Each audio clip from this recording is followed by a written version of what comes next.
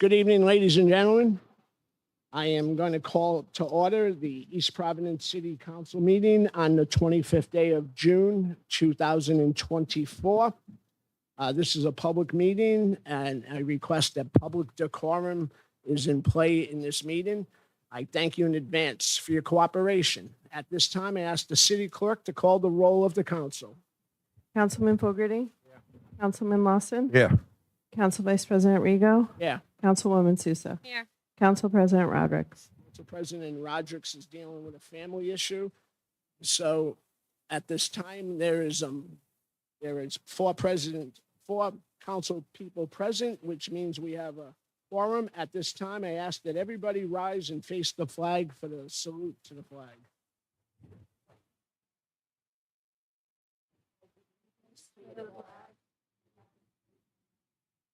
To the republic which stands, under God, indivisible, justice for all.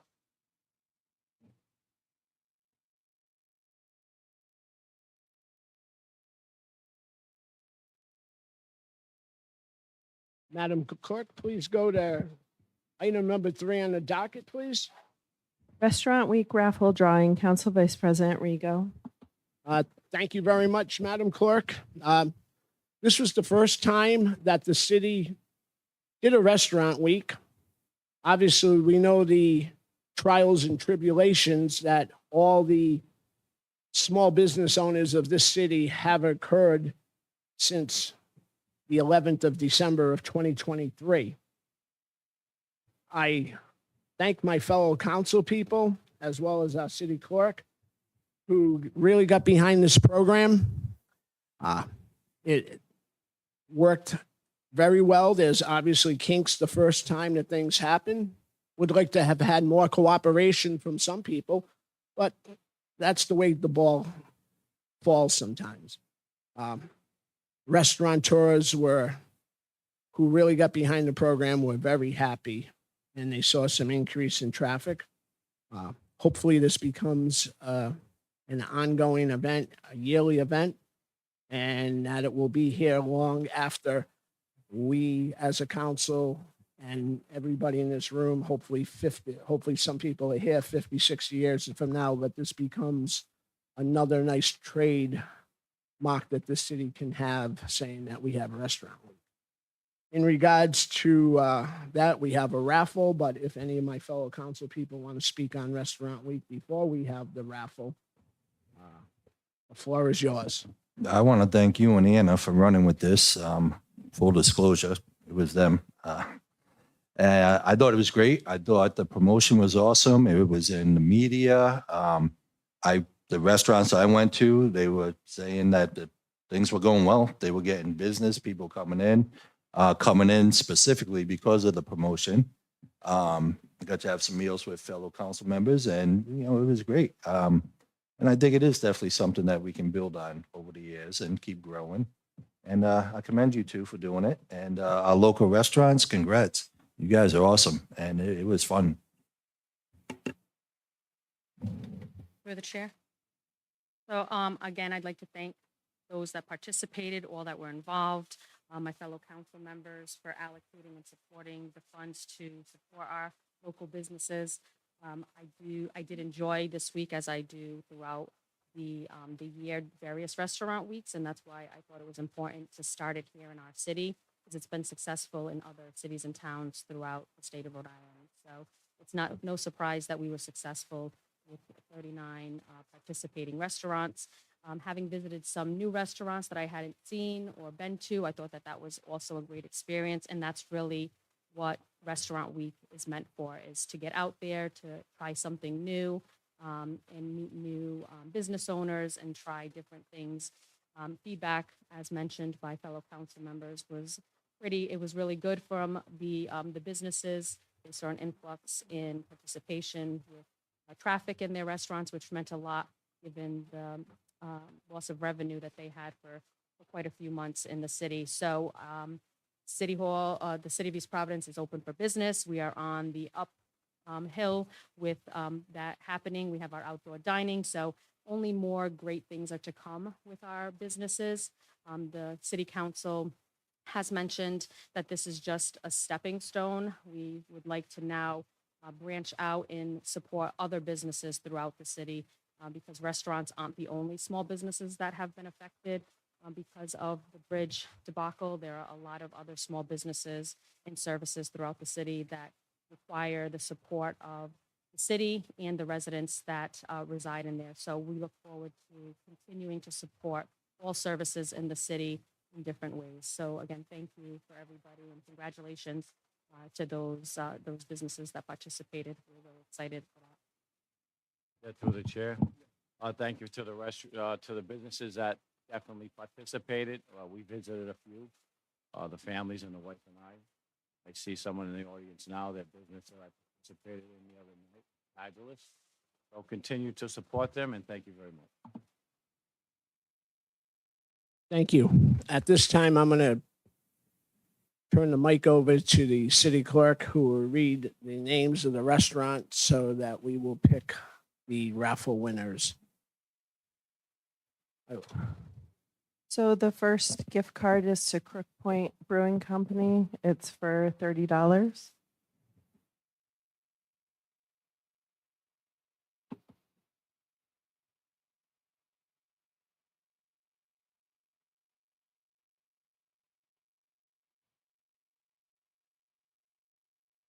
Kim Brown is the winner of the $30 gift certificate to Crooks Point Brewery Company. Enjoy. It's a beautiful establishment. Yes, we just had our veterans get together there, and if you haven't been to Crook Point, it's definitely worth going. And the restaurant that Kim participated in, where she got her raffle, was Cafe Czar. So thank you for supporting Cafe Czar. And the second gift certificate is to Madeira Restaurant at 288 Warren Avenue. The winner of that gift certificate is Lyle Martins, and Lyle participated in going to the Red Bridge Tavern for his experience. The next gift certificate is $40 to Posse's Place at 380 Taunton Avenue. And the winner of that gift certificate is Marsha Cordero. And Marsha went to Uncle Tony's Pizza and Pasta, great establishment in the city. Thank you. Congratulations. And the next gift card is to Rosa's Tavern at 92 Waterman Avenue. Christina Smith is the winner of the gift certificate to Rosa's Tavern. Christina visited Italian Corner for her entry. Another great place. I mean, they were all great places, and I say that because I've eaten at all of them. I'm 98% investor in restaurants in the city because of my hectic work schedule. And we have another gift certificate to Rosa's Tavern at 92 Waterman Avenue. Dorothy Roque went to McCordy's Market. They're doing great. A new business in the city who has entertained us over social media with all their different foods and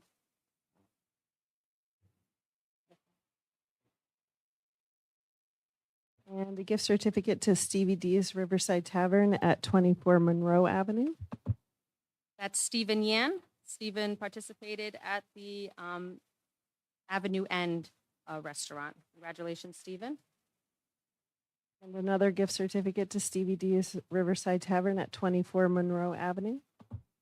And Kerry Glending, and she went to Avenue N. Congratulations, Kerry.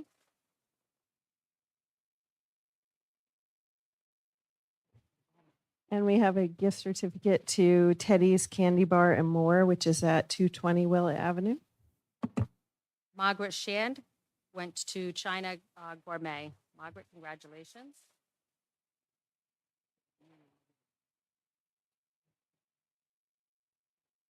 Got 5 left. And the next is a gift certificate to the Burrito Bowl at 809 Broadway.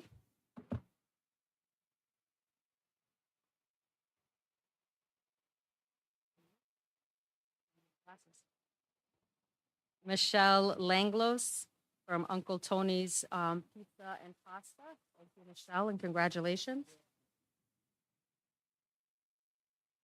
And a gift certificate to the local at 478 Waterman Avenue. So the winner of the $70 gift certificate to the local is Tiffany St. Ong. She went to the Chinese Gourmet. Congratulations. And a gift card to the Sacred Cow Ice Cream Shop at 187 North Brow Street. And the winner of that is Humphrey Swift, who participated at the local. Congratulations. The Jeep Sunday is really good. Just FYI. And again, the Sacred Cow Ice Cream Shop at 187 North Brow. And the winner of that $35 gift certificate is Brittany Bungno Perry, and she participated at Miller's Roast Beef Sandwiches. That's the last And the last one is for Uncle Tony's Pizza and Pasta at 260 Newport Avenue. And the final winner of our Restaurant Week raffle for participating at our local restaurants is Tanya Medeiros, who participated at the Miller's Roast Beef Sandwich. So congratulations to all those who participated and entered to win a gift certificate. I hope you enjoy the new restaurant that maybe you have not yet visited in the city. Thank you again, council members and City Clerk Seppa, for an exceptional job in putting this all together. I wouldn't have been able to have done this all without the help of all of you. I also like to thank Rhode Island Monthly for their sponsorship and their great article that the editor, who happens to be a native of Rumford, Rhode Island, Dana Santial, who wrote the article.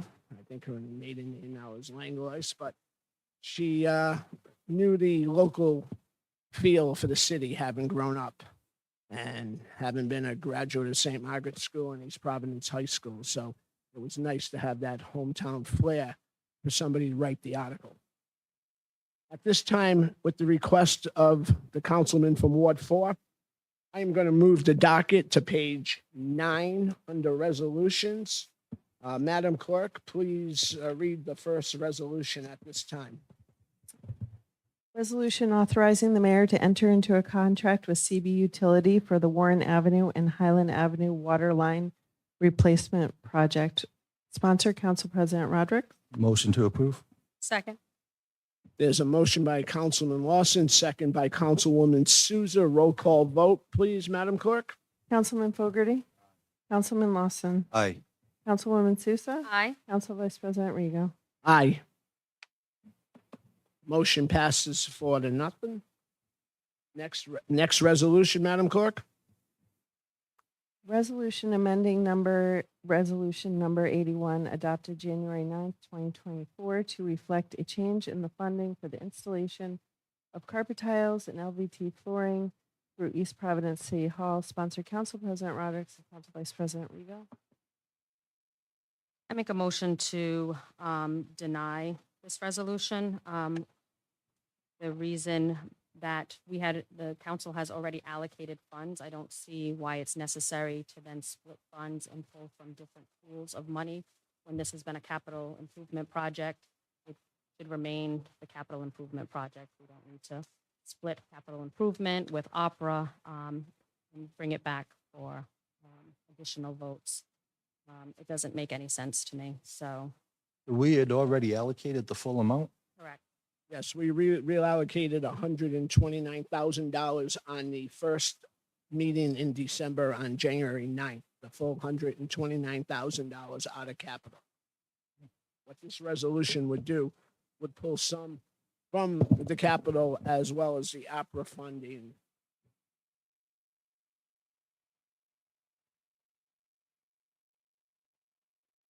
It is already funded. Excuse me, sir, this is a meeting. Well, you said that we funded it, We beginning of the. $129,000. We have a resolution. My understanding is that there's not enough funding. We're not trying to replace capital funding with ARPA funding. What we're doing is we're trying to bring additional funding so that it covers the cost of the total project. If you look at the original resolution, I think the original resolution was for $89,000, and we're adding additional funding to that resolution. Do you have the original resolution there? So the original resolution, number 81, authorizes the mayor to enter into a contract with Rodriguez Brothers in the amount of $129,600 for the installation of new carpet tiles, LVT flooring throughout the city, City Hall. And now this is asking that the city use capital funds in the amount of 60,000 and opera funds in the amount of 69,600 to complete the project, as opposed to the total amount which came initially just from capital funds. Well, the capital funding that was authorized through a budget that came through either through a Through an ordinance. ordinance or through the council, the budget process, was not enough money. So you authorized us to enter into the contract for 129, but the funding we only had was 69,000. I forget what the exact number is. We only had a portion of the money. We're asking for the additional money, so we reached the 129. When you authorized us to enter into the contract, the people who put this together, were under the belief that we had enough funding in the capital that had been appointed and assigned by the council. We're just asking for the rest of the balance of the money. According to your finance director at the last meeting, there was no opera money available. That was what Malcolm said. So there was no, so I don't know where we're getting the $69,000 or, excuse me, the additional opera money, because Malcolm sat at the last meeting, and when we asked him the question about opera funding, he said there was everything had been allocated. So where are we coming up with this money in opera? Wherever we have unencumbered ARPA funds.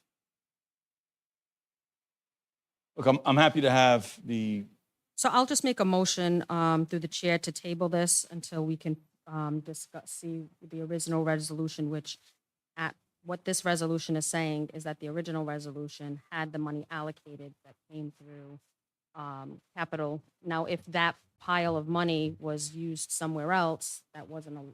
So So at we the need to see last what budget- the original. How much did we allocate for this? So in the capital budget, we allocated for this, based on the number we were given by the administration. Can you verify that? So can we just table this and then move on until we get the. Fine with that. Motion to table. Is there a second? Oh, second, I'm sorry. All those, roll call vote on tabling resolution number 2. Councilman Fogarty? Councilman Lawson? Aye. Councilwoman Sousa? Aye. Council Vice President Rigo? Aye. Motion to table passes 4-0. Next item, please, Madam Clerk. Resolution authorizing the mayor to purchase self-contained composting toilet buildings for the Riverside Recreation Field, Kent Field, and Hull Street Playground. Sponsor, Council President Rodrick and Councilman Fogarty.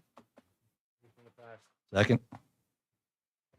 Motion by Councilman Councilman Fogarty, seconded by Councilman Lawson. Discussion? I just had a clarifying question. On the resolution, it has the four parts, 3 parts. But on the work order from the company, the letter that was sent to the city planner, it states that 2 of the composting toilets are going to Kent and 2 are going to the Riverside, where I know that that's not what the resolution had said. So I just want to make clear with, I guess, legal, if that's okay.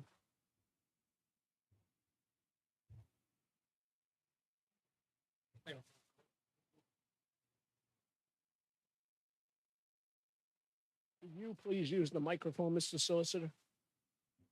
The resolution indicates where they're going to be placed. The contract was just the price that was given and where they were, I guess, bid from. But resolution will govern where they would be to be placed.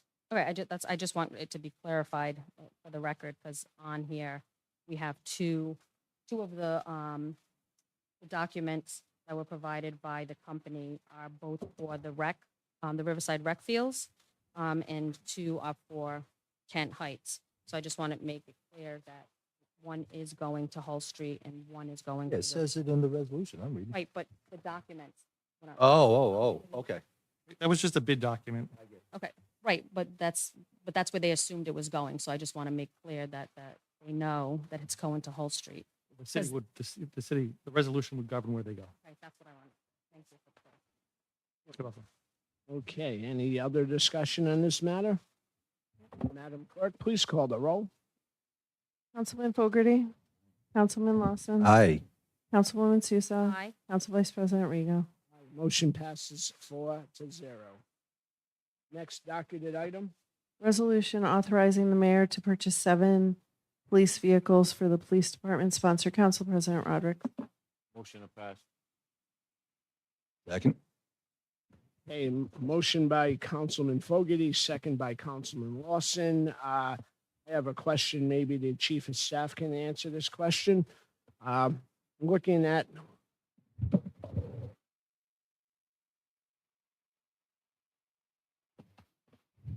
Looking at the packet we received, these are being purchased through Paul Massey.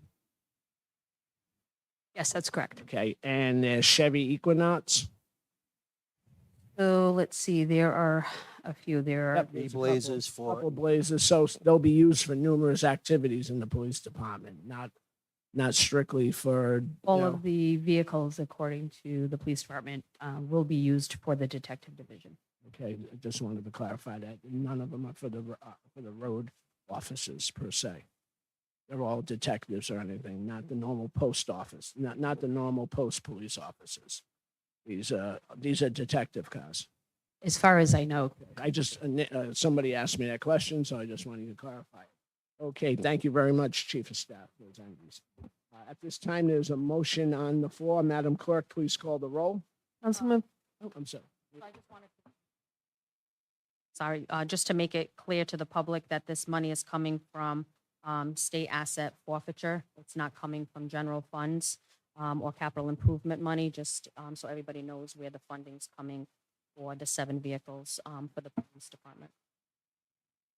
And some is federal asset forfeiture money. Thank you, And that's a credit to our police department and the work they do. They are phenomenal. Next thing we gotta do is make sure they have a nice folder. So, moving on. So the Roll call vote, please, Madam Clerk. Councilman Fogarty, Aye. Councilman Lawson, Aye. Councilwoman Sousa, Aye. Council Vice President Rego. Aye, motion passes 4-0. Next item, please, Madam Clerk. Motion to reconsider resolution number 138 adopted on June 4th, 2024, related to the Oldham School as the site for the new recreation center and that all ARPA funds to be moved to the Oldham site. So this is, last meeting, we said that we think the Oldham School was worth saving. We were willing to put the money into it. It's not going to happen. Administration let it be known that it's just not something they're going to do. So I'm not going to murky the waters. We promised a rec center. And even though we have differences of how to go about doing it, I'm still going to keep fighting for this Oldham School to be used for the community. But I'm not going to hold up this rec center because we do need one in the city. I disagree with the location. That's already been on record, but I'm not going to hurt the city by doing this. So, and everybody here, put the blame on me, okay? Not the rest of the council. I'll be the fall guy. Everybody here that's upset. So I make a motion that we reconsider the last motion where we voted to say that we felt Oldham was worth saving for all the various reasons in that resolution. So I do ask that you guys support pulling back that resolution and we move on. So what's the official thing I got to do here, Mike? So is the motion to reconsider to the second? I'll make a motion that we reconsider the resolution from June 4th. Second. There's a motion by Councilman Lawson, seconded by Councilwoman Sousa. Any discussion on the matter? I'd like to say that I've always been and have always been, people know me, there's nobody who has been involved in sports other than, there's a lot of people, but my involvement in sports in the city from the day I was born or started to be eligible to play, played throughout my whole life, got involved. fortunate to have kids play in the city in all sports. I've always been a huge supporter and will continue to be a huge supporter of recreation facilities for every single resident of the city. That was one of the issues I ran on. I supported it from day one. There were objects in it that I didn't like. We didn't, we needed a recreation center where kids can go and play and people can go and walk. I wanted an indoor track. Obviously, they cost a lot of money. You can still go there and run or walk. You can go there and instead of going to a gym, there'll be equipment in there. I've always wanted that. I also wanted a pool, which we're not at this time able to do. I don't like the way I was gaslit.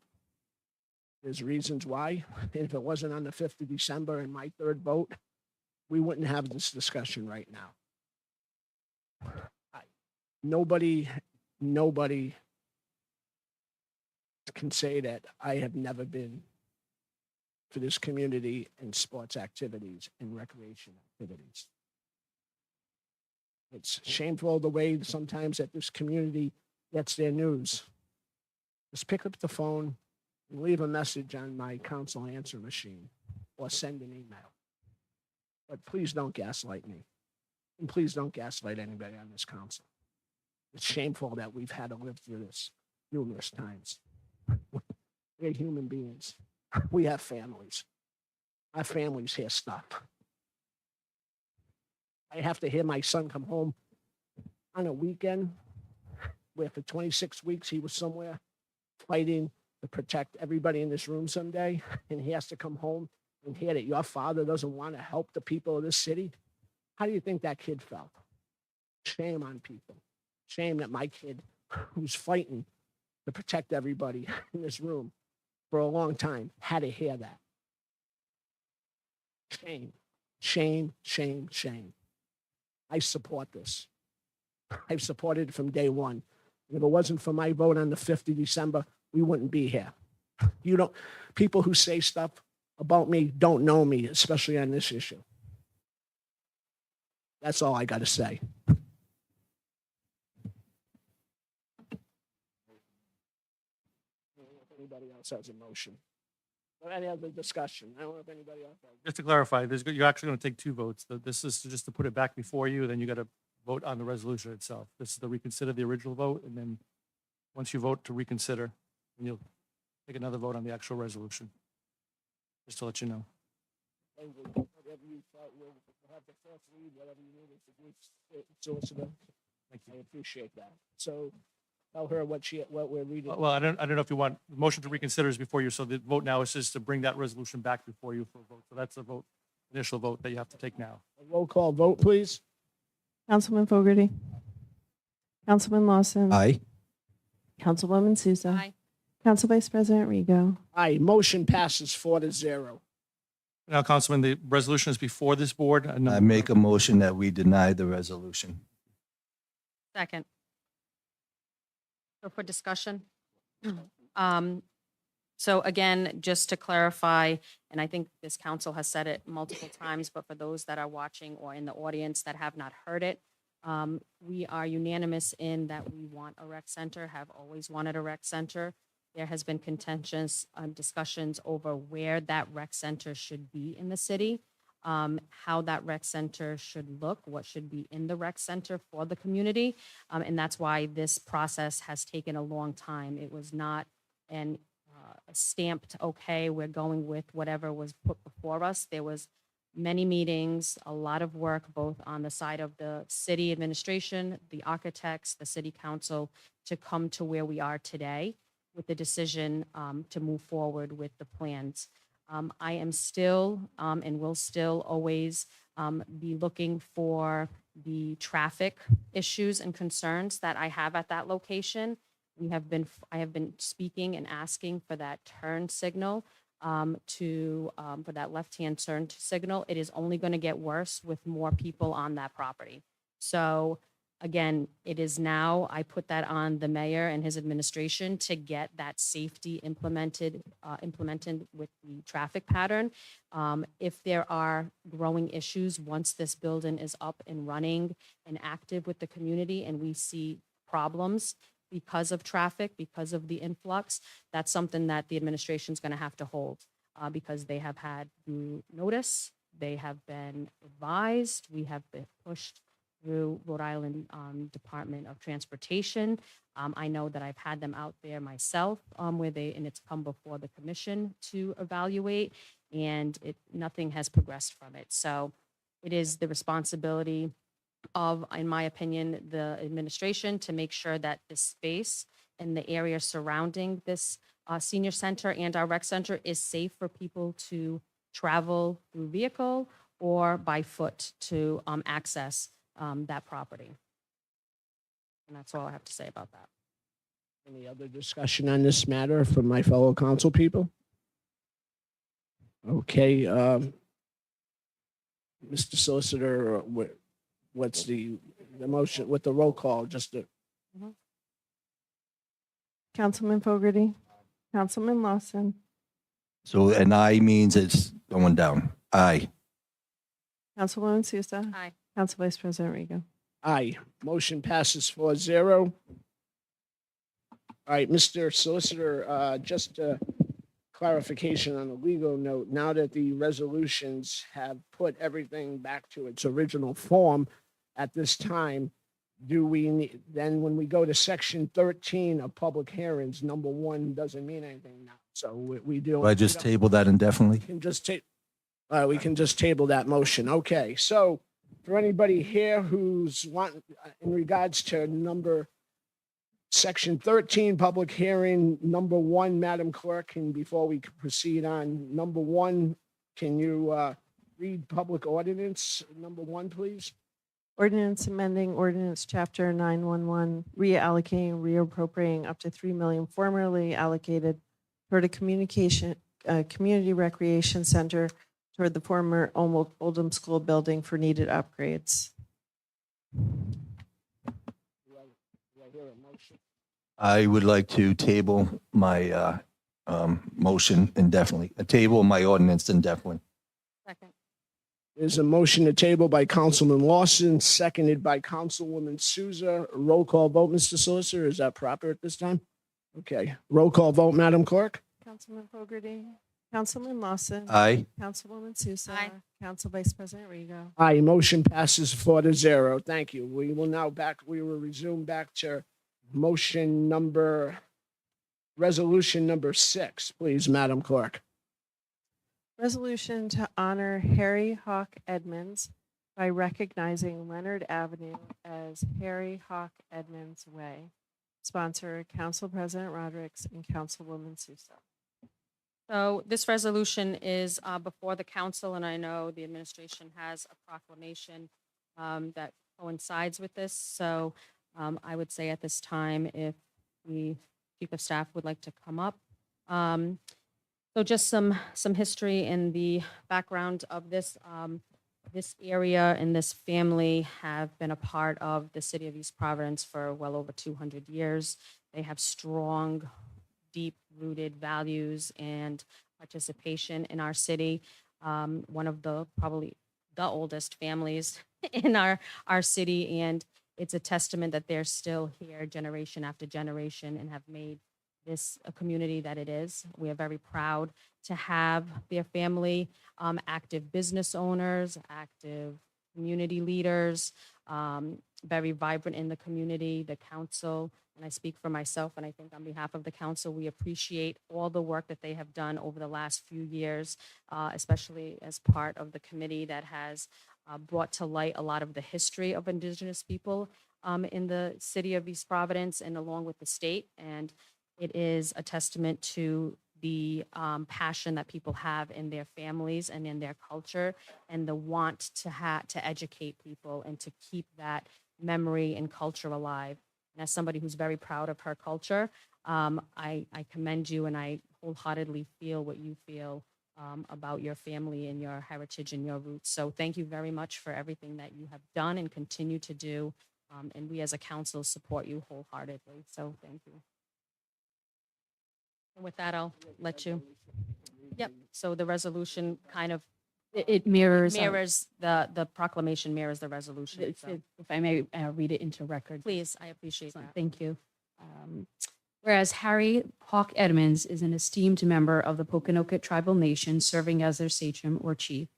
And whereas Edmonds is a direct descendant of the Anawan, the Pinis, correct me if I'm wrong, war chief for the Massasoit, and whereas Edmonds actively participates in initiatives for Indigenous communities as well as the Mayor's Advisory Council on Indigenous Affairs. Whereas Edmonds is also a proud member and honoree of the Massachusetts Center for Native American Awareness. And whereas Edmonds' passion and connection to his Indigenous heritage is most proudly displayed in his performances at powwows held throughout Rhode Island, Massachusetts, and Connecticut. Whereas in addition to his Indigenous roots, Edmonds comes from a lineage of distinguished athletes showcasing exceptional talent in football, baseball, basketball, thereby leaving an incredible mark on sport and community. And whereas Edmonds, following in his father's footsteps, excelled in athletics, becoming Rhode Island's all-state first-team selection in basketball and a standout player in football. And whereas Edmonds achieved notable successes, including leading East Providence High School to a state basketball championship, and being inducted into the East Providence Hall of Fame in 2014. And whereas Edmonds continued his athletic journey at the University of Rhode Island, showcasing remarkable skill and contributing to notable victories that are remembered to this day. And whereas Edmonds expanded his athletic repertoire to golf, showcasing his commitment, hard work, and dedication, winning the Boston Open Golf Championship in 1993 at the age of 57. And whereas the Edmonds family legacy is rooted in a block of land locally known as Edmondsville, which encompasses Grosvenor Avenue, North Hull Street, and Leonard Avenue, that has been a cherished part of the community for generations. Whereas the recognition of Harry Hawk Edmonds is a testament to his lasting legacy and the Edmonds family's enduring presence in East Providence for nearly 200 years. Therefore, I, Mayor Roberto L. Da Silva, on behalf of the City of East Providence, do hereby proclaim that Leonard Avenue be recognized as Harry Hawk Edmonds Way to honor him for his outstanding achievements in athletics, community service, and Indigenous leadership in the City of East Providence. Aho. Aho.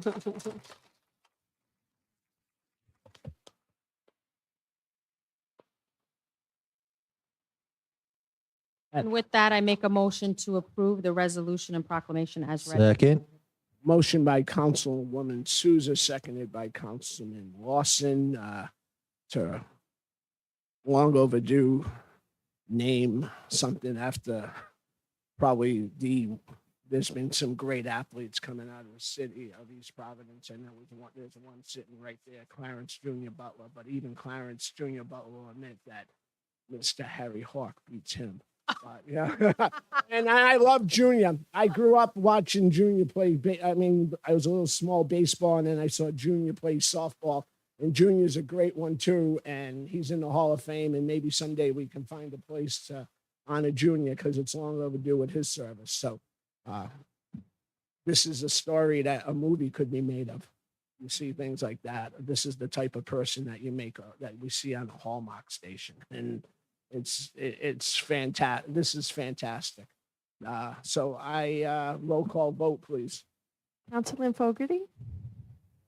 Councilman Lawson? Aye. Councilwoman Souza? Aye. Council Vice President Ringo? Aye, motion passes. Congratulations to all.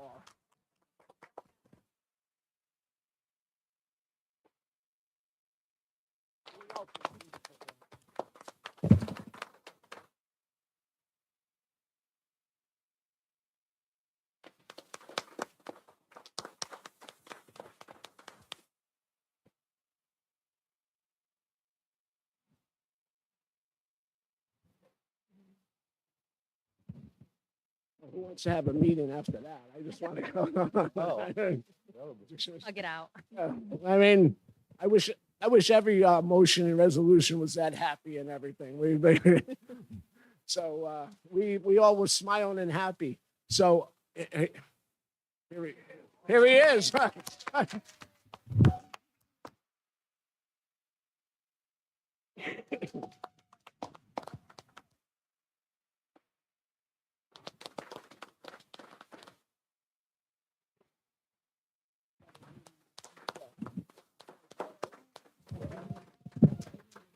Harry, if you could come up to the podium.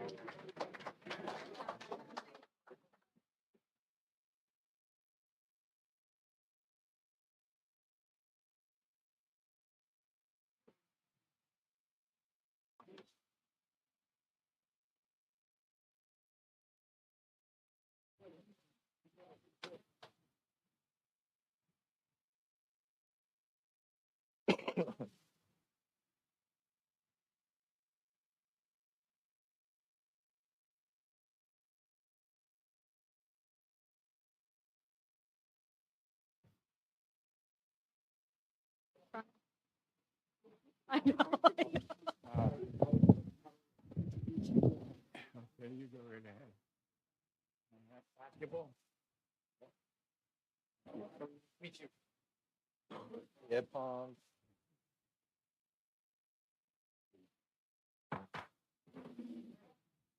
At this time, I'd like to draw your attention to the podium, and Mr. Harry will say as many words as you like, sir. Well, I guess I should say I'm truly honored for this recognition. The Edmonds family have been a part of the fabric of East Providence for close to 200 years. My grandfather, who I was named after, came up from Virginia, settled here in East Providence. There's quite a family of Edmonds that resided here. There were 6 families that lived in the city. They started calling it Edmondsville, all with the last name of Edmonds. So we've paid our good share of taxes here, let me tell you. But having the Edmonds name represented here in the city and town where they resided is solely an honor to me as well as the Edmonds families. So I thank the city of East Providence for this honor, this recognition. I know my family would be truly happy and pleased to know that the Edmonds family has been a strong fabric of the city and the town of East Providence. It was a town before it was a city. So I truly thank all the city politicians that have made this possible. And I know my family are pleased as well. So I thank you. I came up with war chief. His name was Anawan. He was the war chief to the Massasoit, Usamiquan, who welcomed the settlers here in 1620. When he was fighting to save our land and our country and our way of life, he was heard to cry out in battle, Ayutash! Ayutash! Stand firm and fight. So I want to leave you with that war cry of Anawan. Ayutash, stand firm and fight.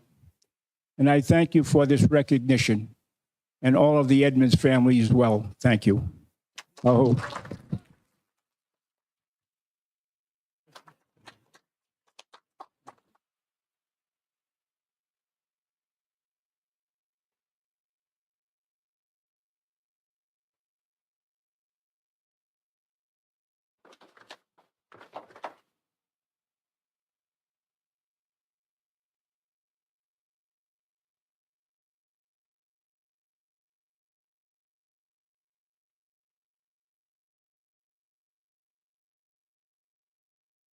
Hey, Madam Clerk, next resolution, please. Resolution authorizing the mayor to enter into a lease agreement with Doom Brothers LLC to operate the Loop Carousel concession stand. Sponsor, Council President Roderick. We want our clam cakes and chowder, so I am going to push that we vote for this, please, please. And we'll have a conversation later why we haven't been doing this in years past. But please, can we get our clam cakes and chowder? I make a motion to approve this lease. I apologize. I do that to start discussion. Councilwoman Souza, did you get your questions answered? I did, yeah. Okay. All right, motion by Councilman Lawson, second by Councilman Fogarty. Discussion on this issue. Thank you. So, yeah, so for the public, there were some questions in the contract that needed some clarification in terms of the rent and revenue that the city would obtain if there was first right on the new clam shack, that the new concession stand that's being built across the street. So there are various things that were unclear, and I just needed defining answers to, and I was given those answers before the meeting, and I feel comfortable moving forward with this proposal. Nice. Further discussion from the council. Okay. Closed discussion. Madam Clerk, please call the roll. Councilman Fogarty, Councilman Lawson. Oh, yes. Councilwoman, Yes. Councilwoman Sousa, Council Vice President Rigo. Yes, motion passes 4-0. You the Doom Brothers? Good luck. And Awesome. Do you guys have a rough timeline of when you're looking? Anything you need, let us know. Awesome. Thank you. Welcome to the family. First stuff, he's on you, Frank. I end up paying all the time anyway, so what's the difference? Keep bragging. Keep Somehow bragging how much money you make. Somehow everybody forgets their wallet when they come out with me. But anyways, no problem. Next item, Madam Clerk. We're out of, we've done with resolutions. All right. So Folks, see you soon. at this time, I'd like to go to, I'd like to go to the consent calendar. Under consent calendar, we have a read-in for a special event, one-day entertainment license for the annual block party at the Weaver Library that happened on June 17th from 4 to 7. We have the council journals, May 7th, 2024, regular meeting minutes, May 7th, 2024, executive meeting minutes, May 21st, 2024, regular meeting minutes, May 21st, 2024, executive meeting minutes, and June 4th, 2024 regular meeting minutes. We have abatements for the year 2024 in the amount of $2,018.24, and moving a council meeting from August 6th, 2024 to August 7th, 2024. Council Vice President, I make a motion to approve the consent calendar. Motion by Councilwoman Souza, seconded by Councilman Fogarty. Just if anybody's out there wanting to know why the council meeting was moved from the Tuesday, the 6th of August, 2024 to Wednesday, the 7th of August, 2024, that is the night of what the police departments around the country call the night of lights or first lights. I'll get it wrong. I should get to know it better now after Friday. So we're moving our council meeting so that we can participate in the community, can participate with the East Providence Police Department over at the grounds of the community center. That's the reason for that one. There's been a motion again by Councilwoman Souza, seconded by Councilman Fogarty. Please call the roll, Madam Clerk. Councilman, No. No. This is- consent calendar. Councilman Fogarty, Councilman Lawson, Aye. Councilwoman Sousa, Aye. Council Vice President Rigo. Aye, motion passes 4-0. Now you have the option to bundle the licenses. You have 14 licenses before you this evening. So I will say some of these, like the Finelli, that's for Summerfest, for the carnival. So when you see all those. Is Tracy here? Tracy was here. I'll make a motion to bundle. Absolutely. So motion by Councilman Lawson, seconded by Councilman Fogarty. Any discussion on the issues? Hearing none, close the discussion. Madam Clerk, please call the roll. Councilman Fogarty, Councilman Lawson, Aye. Councilwoman Sousa, Aye. Council Vice President Rigo. Aye, motion passes 4-0. That was to bundle. That was the bundle, yes. And I'll make a motion to approve. My question for Tracy is about the food that's going to be there, not these licenses. So I make a motion, we approve. Second with discussion. Motion by Councilman Lawson, seconded by Councilwoman Souza. Discussion on these issues. Tracy has arrived. Oh, he was, Councilman from. Well, we can vote on licenses, and then I just want to ask. So, not really a discussion, more of if the city clerk could read into the record, each of the licenses. Some of them are new businesses or change of ownership, so I just want it to be on the record. We have a one-day entertainment for Greg Dias at 57 Tryon Avenue.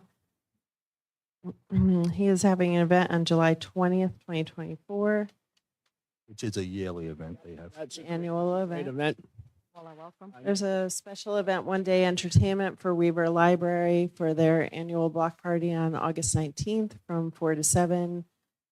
Greg Dias also has the block party application for the same event, July 20th, 2024 from 2 to 10 at 57 Tryon Avenue. An MFE license for John Finelli for Finelli Lemonade, an MFE license for John Finelli for Gina's Fried Dough, an MFE license for John Finelli for the Finelli Confections, and a carnival / circus license for John Finelli for the Summerfest that covers 8 rides, 4 concessions, and 5 adult rides. The dates are July 17th from 6 to 10 p.m., July 18th from 6 p.m. to 10 p.m., July 19th from 6 p.m. to 10 p.m., and July 21st from 1 to 10 p.m. There's a mobile food truck for Elena's. The applicant is Rick Moran. Sunday and holidays for Outsider Cooking Company. Applied by Victor Farley, and a victualling license for the same applicant. And then there is a transfer license from Gemma Inc. of Townies Feel Good Food to Shanuda Fame for Townies Feel Good Food at 324 Waterman. And that is it for the non-public hearing licenses. And we already made a motion to approve in second, right? Okay. Okay. Now that everything has been read into the record, Madam Clerk, please call the roll. Councilman Fogarty, Councilman Lawson, Aye. Councilwoman Sousa, Aye. Council Vice President Rego. Aye, motion passes 4-0. Thank you very much. We will.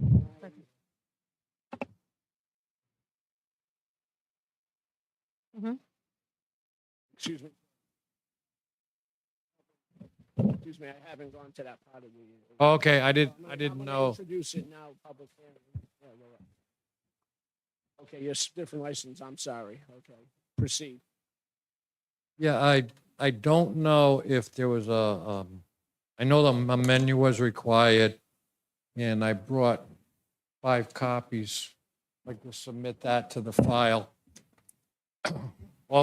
Also some pictures of the renovated restaurant. What's this for? This is the outsider. This is a application for victualling and Sunday sales and holiday sales. We just approved for that. a restaurant. We just approved it, sir. You're all set. Right. If I could make one suggestion, it's in in your minutes, it said Foley. His name is Foley. So I don't know if it needs to be corrected at the clerk's office, or it was just something that might have been a typo. But I appreciate your consideration and the approval. And I'd like to thank everybody in the clerk's office, including Stephanie, because they made our job so much easier by helping us along.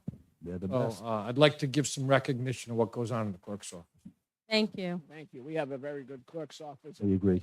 Works hard. Stephanie is Stephanie Mello is exceptionally proficient in issuing these licenses. So it's great when somebody can come up here and say those words about any department in the city. So thank you, sir. Thank you, sir. Thank you. And we hope that And- next and, year that your client participates in the restaurant. Yes, I'm sure he's going to be interested. He's born and raised in East Providence, and he loves the city. So he's looking forward to fulfill his dream, own a restaurant. Excellent. Thank you. Good luck. Okay, thanks so much. Next up. Under public hearing, we have an outdoor liquor license and an outdoor dance and entertainment license for the same applicant, Monique Oliveira, at Union Square Bistro LLC, 332 Bullocks Point Avenue. Okay, at this time, I am going to recuse myself. I will stay here to run the meeting, but I will recuse myself for item 1 under the liquor license, Class B. I will not be voting. I got to leave. That's what I thought. The president want- said I'd stay, but I'm Anna going to can- leave. So Anna will, since Councilwoman Souza is the senior member, the Just gavel calls is you yours. old.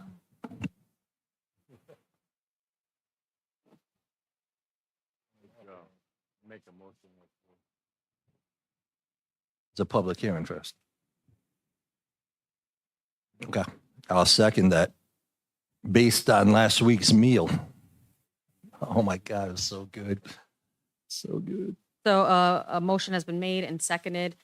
This is a public hearing. All those who are for or against that like to speak on this license, I ask that you come forward to the podium and speak your piece.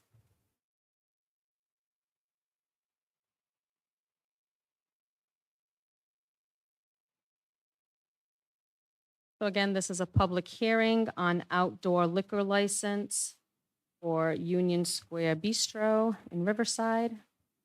If anybody wants to speak for or against, I will call it one last time. There being none, public comment is closed at the pleasure of the council.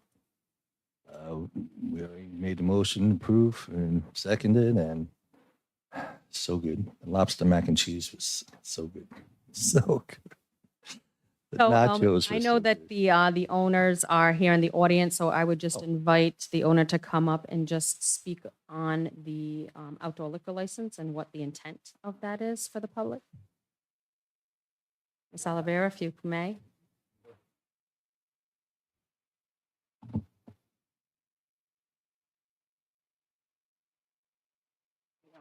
Good. Well, the intention for the outdoor liquor license was more so because we understand now, which we didn't before, the outdoor seating, we wasn't able to actually serve liquor outside, which we was unaware of that, so that's where this came into play. There is a shed outside that was a pizza shed at some point, tiny. It's really not that big, but the intention and purposes is if we can have an outdoor setting, that our bar gets bombarded. You know, we have, I'm not being partial, we have really good drinks. So it gets crazy at our bar. So out in, you know, where the shed is, folks can go and have just the beer, the wine, and they can have just our regular cocktails, which we batch. So it's very minimal ingredients being put into that. So it's not really a lot going on. And folks that don't need to come in, that just want to sit on the Adirondack chairs or just sit outside and not come inside, then they can utilize that shed without having to come into the bar. And what would the hours of the outdoor patio be the same as the indoor? Yes. And this property, for people to know, it's had a license in the past. This is just new ownership. So this isn't new to Riverside, that this place. A beautiful patio right along the bike path. I can't recommend it enough for people to go. All right, thank you. Thank you. We'll call the roll, please, Madam Clerk. Councilman Fogarty, Councilman Lawson, Oh, yes. Councilwoman Sousa, Aye. The motion passes 3 with a recusal. And we got to vote on the dance. So the council. Can you vote on the president can dance? Come back and assume his role. Okay, Denny Terrio.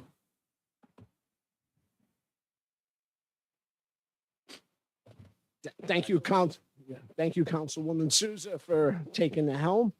Next is the vote on the outdoor dance and entertainment licenses location. And I got to say, part of Restaurant Week, I visited your location and it was phenomenal. Motion to approve? Second.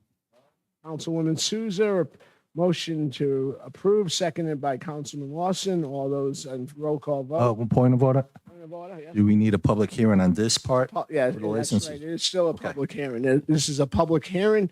Anybody can come forth for a discussion on this matter.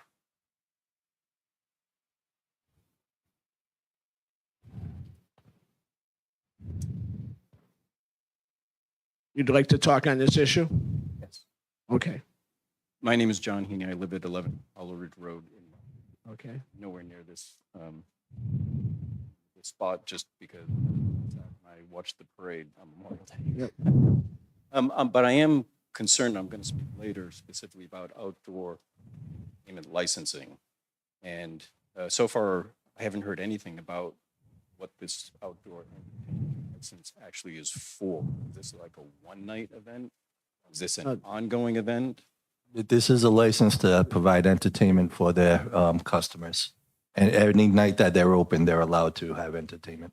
And have abutters been notified Of, this license so that they could have an opportunity? The clerk can answer that question. they're advertised, but abutters notices aren't sent, but they are advertised.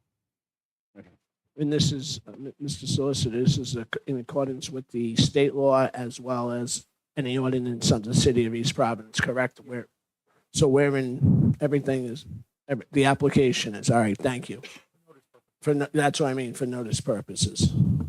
So I'm just trying to understand the licensing for East Providence. I had many issues in Providence, and I'm very familiar with their licensing issues, or their licensing procedures. I'm not familiar with East Providence licensing procedures. So I'm here to talk about the noise ordinances later. And when outdoor entertainment is licensed, there's an exemption in the noise ordinances, and the police cannot really enforce noise ordinances. I don't think we have. Well, I'm going to get to that a little bit later, but I don't know how that, You said, are you on public comment? yes, All right. This pertains to this issue right here in front of us. yes. So The other stuff can. Yep. We can have that conversation after the license. Conversation later. Everything Yes. can be done. I understand that. I'm trying to ask a question, which is, I just had the solicitor shaking his head. That's the only reason why I stopped you, sir. No problem. Proceed. My issues later are going to be about special event licensing. This outdoor licensing, my question is this part of special event licensing or this is normal licensing? So when you have a normal, regular license for outdoor entertainment, does that establishment, is that establishment exempted from the noise ordinances? That's my question.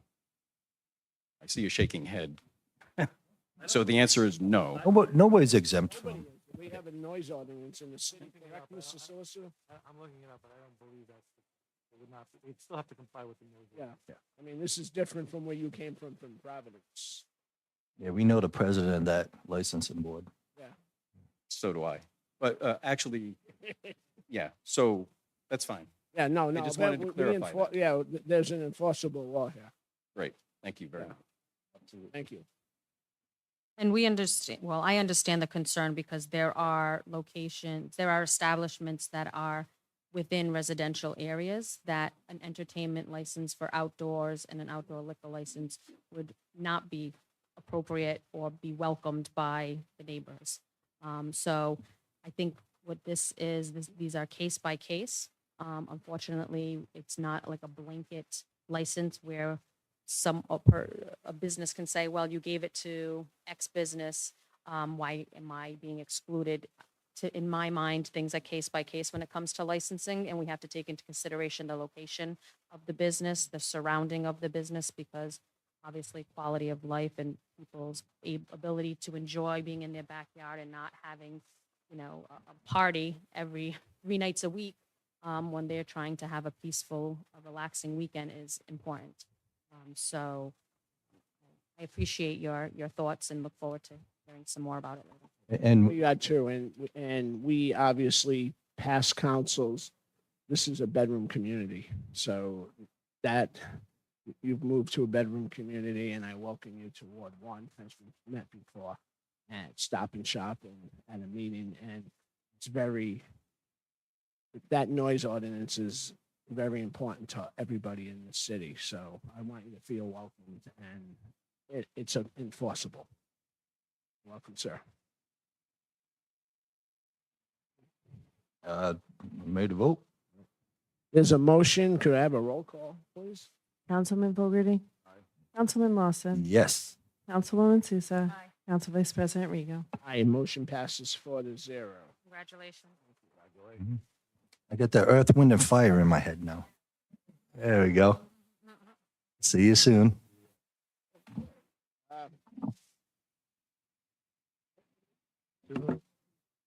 Move on to council members' business, please.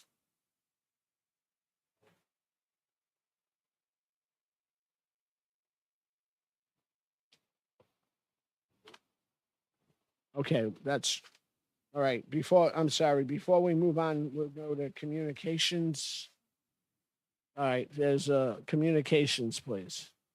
Okay, please call. Nancy Hale, Indoor Public Swimming Pool and Workforce Development.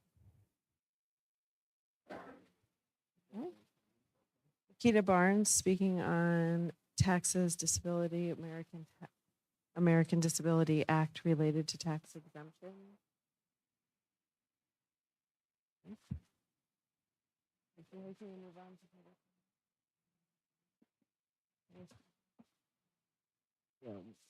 Okay, next documented item, number 10, Madam Clerk, please call it out, please. For public comment, we have Richard Wood speaking on the community center. Thank you very much.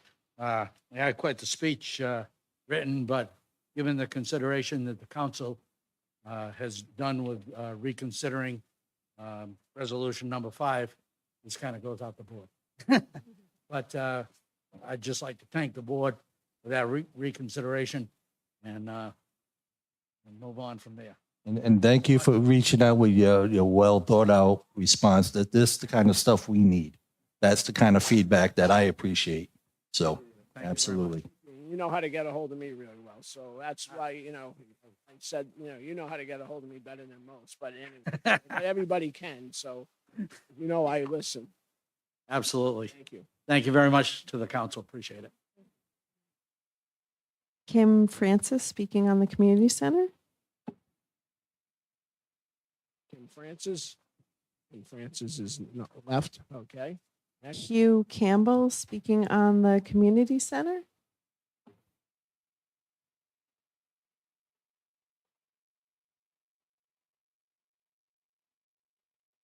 Was the first commenter mentioned. Could we just have your name? Sure. My name is Hugh Campbell, and as the first person mentioned, it's kind of a moot point relative to the community center, but just a couple quick notes about it.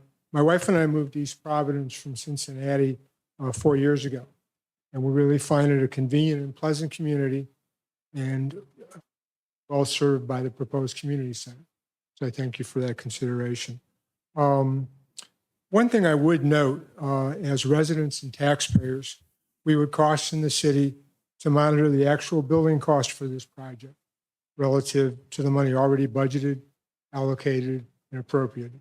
I think that's vitally important, not for just this project, but as we discussed, I think earlier in the agenda, for all projects that the city enters into. So thank you again, and a thumbs up for Restaurant Week. Thank you. Thank you. And it was good seeing you again. And obviously, we want to go Red Hawks of Miami of Ohio.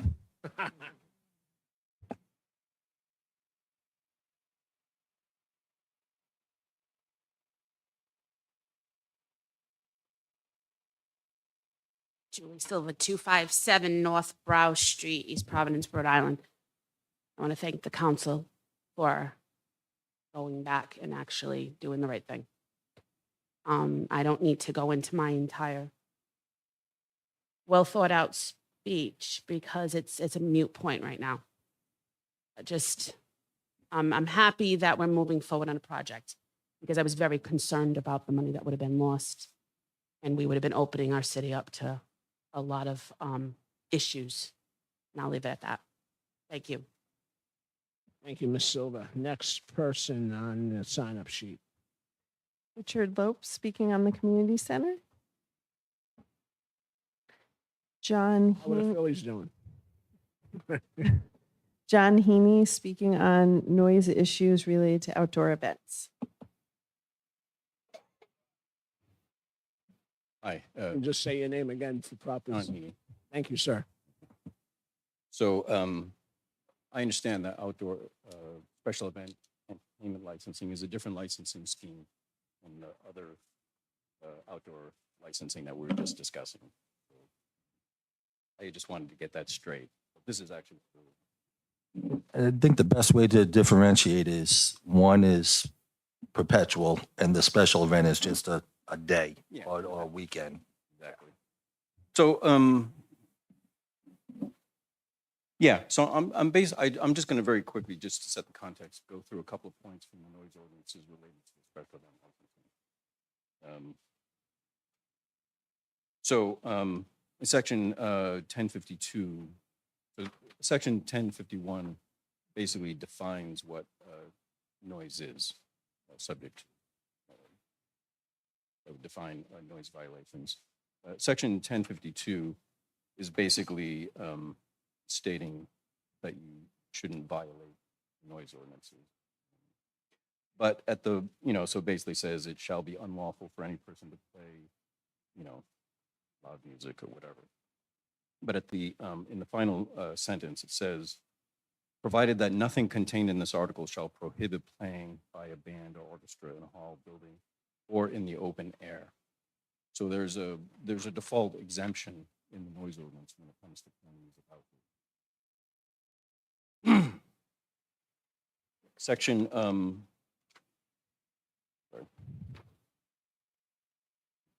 so section 1053 deals with all of the decibel related standards. And subsection H lists exemptions. The following uses and activities shall be exempt from noise level regulations. Subsection 4 says any other noise resulting from activities of a temporary duration permitted by law and for which license or permit has been granted by the city in accordance with subsection I of the section. Again, an exemption for outdoor entertainment. It's section 1053. 1053 H. Lists the exemptions, and then subsection 4 of that subsection is specific to licensing, permitting. And then in subsection I, talks about application for a special permit, and again, just kind of reiterates the same point. But below that, at the end of this section 1053 says, the city council may prescribe any conditions or requirements it deems necessary to minimize adverse effects upon the community or the surrounding neighborhood. So basically, the city council can take away and give it as it sees fit on an event by event basis. So, but the default is that special events are exempted from the noise ordinance. That's the point I want to take away from this. So, so I want to use this past weekend just as an example. I'm not trying to point the finger at any particular establishment or event. I want to use it as an example to illustrate the points that I'm trying to make. So last weekend on Friday night, I heard live entertainment. It was obviously coming from far away, something that I'm very familiar with from Providence, and I couldn't tell where it was coming from. And so I decided to call the police and say, hey, where do you think this sound is coming from? And they said, well, it could be the Portuguese festival. Now, the Portuguese festival is very far away. Okay. And I thought that sounded kind of ridiculous. I thought it was probably coming from Providence over water. So fine, they said basically what I just told you, we cannot enforce the sound ordinances. They will be over at like 10 o'clock or whatever it is. I didn't hear anything Saturday, but then Sunday, my wife and I visited my folks over on the other side of Wanama's golf course, and so we walked home at dusk, so it was about 8 o'clock. And as we walked down Hoyt, past the golf course, we started hearing the live entertainment again. And as we got closer to Myron Francis Elementary School, Glen Lyon Park, it became louder and louder, and we walked all the way through the park. We went down to Kelly Street, which is the closest street to the water up on the ridge. We saw one of our neighbors there, and we said, hey, do you hear this? You know where it's coming from? Oh, no, we think it's coming from Providence. Obviously, you can't tell where the noise is coming from, is the point I'm trying to make. Then I got home, I texted my neighbor across the street. I just want to read this very, very, very brief exchange I had with him. Hey, are you hearing the loud noise, the loud music? I think it's coming from Providence. That's me. He responded, Portuguese feast at St. Francis Church, East Providence. My wife was just commenting how loud it is. I responded back to him, we heard on Friday night too. Church? That's bizarre. I just really couldn't believe it. Yep, it's a weekend-long event. So then I went online and I looked at the flyer, and sure enough, the entertainment lined up with exactly what I was hearing. And it did stop at 9 o'clock shortly after this text message. I looked on the map, and this is the point. It's literally 2 miles away from where we live. There's no reason that I can fathom. I don't know how big that parking lot is where they have that event. Maybe it's 100 feet, maybe it's 120 feet, I don't know. But if you're playing music to the back row, 150 feet away, I don't understand why it has to be so loud that you can hear it 2 miles away. Now, this does not happen very often. It's happened a few times since we lived here, it's a year and a half. And I No think we have different. 6 feasts throughout the summer, so, and that's part of our tradition. That is, can we find out if the cops are receiving noise complaints over these festivals? Well, one of the points I'm trying to make is that nobody knows where it's coming from when it's coming from so far away. We assume it's the festivals. Well, I would Because not we have them 6 times throughout the summer. That's part of our heritage and how Well, we sometimes celebrate. it is coming from Providence. Yeah, I know that absolutely. That's true. Oh, yeah, we've had problems with sounds from Providence in the past. Last year, there was an event that I know was at Brown University Stadium. That we Mhm. heard music coming from across the water. Anyways, the point I'm trying to make is that this happens during these special events. Mhm. The special event the noise ordinances are exempted from those special events. It doesn't mean that sound ordinances cannot be enforced at some level. You, the city council, who provides these special event licenses, can make requirements that they keep the noise level down. And again, I don't think anybody's trying to be like bad. These are not like nightclubs, right? I really do think that it's basically ignorance that nobody pays attention to these things. And so I'm trying to bring it up so that you do start paying. No, I appreciate. Because the thing that I want to point out is that this is going to become more frequent. Later on this year, I expect Old Point is going to open. No, it's not. It's not open until roughly 2026. 2026 at the earliest. Oh, wow. Mhm. You can thank the highway. All right, but eventually it's going to happen. Old Point is going to open, and I know Providence has already passed a resolution to asking East Providence City Council to do some kind of a noise study to come up with some kind of noise mitigation. And they did. They moved the angle of the amphitheater away from Because Providence. Fox Point neighborhood has been complaining about Old Point in the past.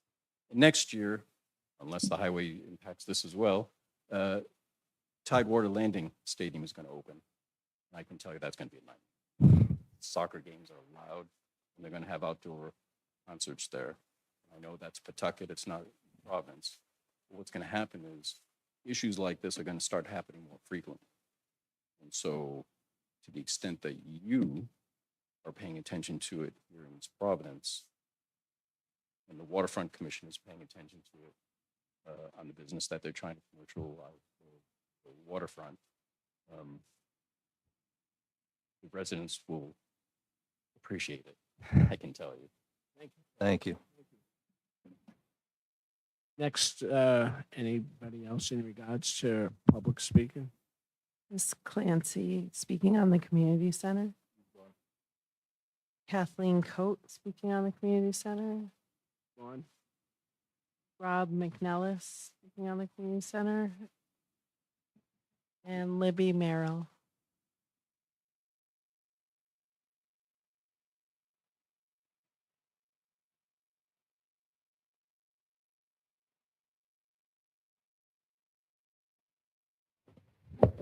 Hi, Libby Merrill, resident of Ward 3 on Fairview Ave.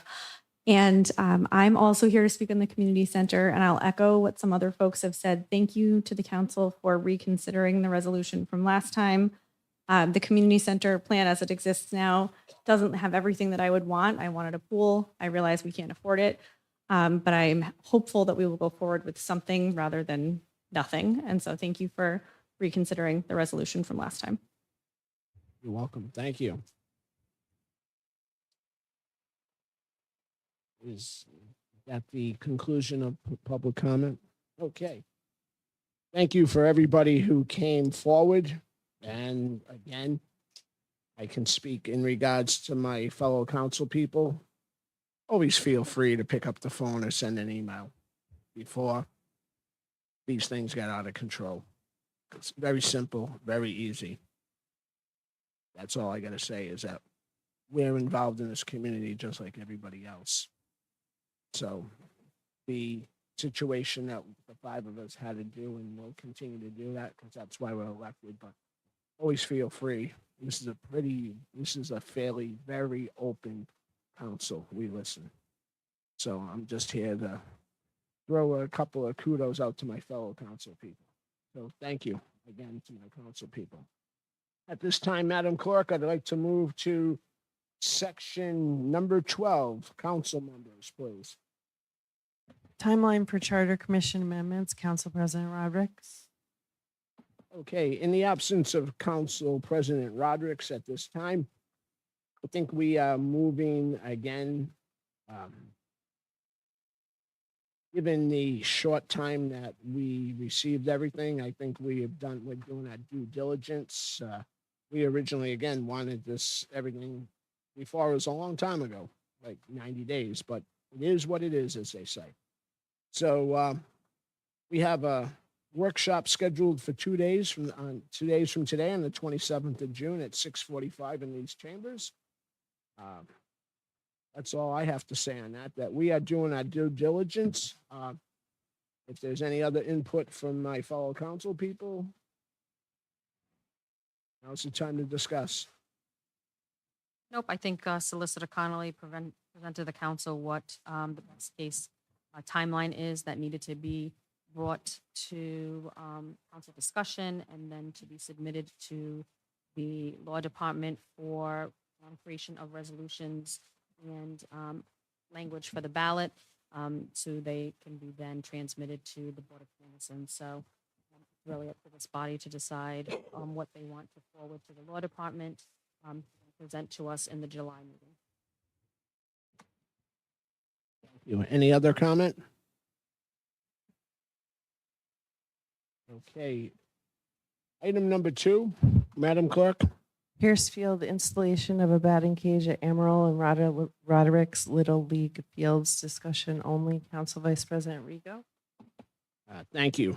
Again, this goes back to being actively involved in baseball for a long time, and as a player, coach, parent, and I noticed that the Roderick's Amarillo Field at the Pierce Memorial Complex doesn't have a batting cage for the kids to practice both softball and baseball. So at the next council meeting, I'd like to bring up, we have some opera funds available. We're talking minuscule money to put a batting cage up. We're probably talking under $50,000. So I just wanted to get the discussion rolling, that the players in the softball and baseball leagues in Central East Province Little League deserve a batting cage. Madam He's just jealous because we have one in Riverside. we got one at Kimberly and Rock. Oh, you have one too? No, it's just Chief of Staff Rosendi. Council Vice President, thank you. So just like that, they have been ordered. The batting cages, we're awaiting delivery, and as soon as they arrive, DPW staff will install them. Boy, that's so nice. Thank you. I must have, that's good. That's that. Can I ask for a couple more things real quick? There's a new sheriff in town, Frank. Thank you. I also have the councilman's answers for as well. Okay, the next, obviously number 3, I think we can pass on. No, Okay. this is a discussion. So we got $1 million allocated towards the Oldham building that Could you read it, number 3, please? Reallocation of Oldham School ARPA funds. Discuss. Councilman Lawson. But we have $1 million that we allocated towards the building. The administration let us know they're not going to do anything. So we have $1 million to reallocate. I am open to whatever my fellow Councilman Fogarty's been talking about sidewalks, but we do those in-house. And I don't know if there's any scheduled, unless you were talking about hiring a contractor. That may be a possibility. I hear all the time those that visit our parks, they'd like a place to go to the bathroom. So these compost toilets, they're only $58,000. Maybe we could reallocate there. I'm a big fan of that rubberized mat under these playgrounds that we're about to build, Vintner, Sabin Point, and Hull Street. I would love to look into allocating the money to that. I do think the $1 million should go towards recreation. We already got the $3 million for the rec center. We got the money for the police station. So I believe all the leftover opera, let's do something special with our playgrounds, parks, and fields. Let's replace bad backstops of that, the fencing, let's just imagine good things for our public parks, and we got $1 million to put into it. So that's it. Just open it up. I'm not advocating for anything at this moment, but I do think we do need to move because it's going into July and we probably within next month should have something. I definitely, I could use some money in the first ward for Bourne Park, located up in the, on Pawtucket Avenue, New Road. And then I just really got to talk to DPW Director Borges or the Chief of Staff for, we might have an issue with the lighting for the walking path with Glenline. There's money there, but my first priority is that hidden gem that people forget about at Bourne Park. And we allocated $50,000 last year. Thank you again, council people, for doing that. But 50,000 is sort of a drop in the bucket. And when I still go there and I see some of the equipment that my now 20, I hate that. I'm not going to date myself. So anyways, but my two oldest kids, let's just put it that way, it's still there and it needs to be updated. So that's where I would like to appropriate some money to Bourne Park on my portion of the city. Thank you. So just for some feedback, I'm all about putting money into infrastructure. I think I've said that on numerous occasions. So if we could allocate more for sidewalks, I'm definitely, and I know it's in-house, but it's still. And the only issue, if they don't have the project.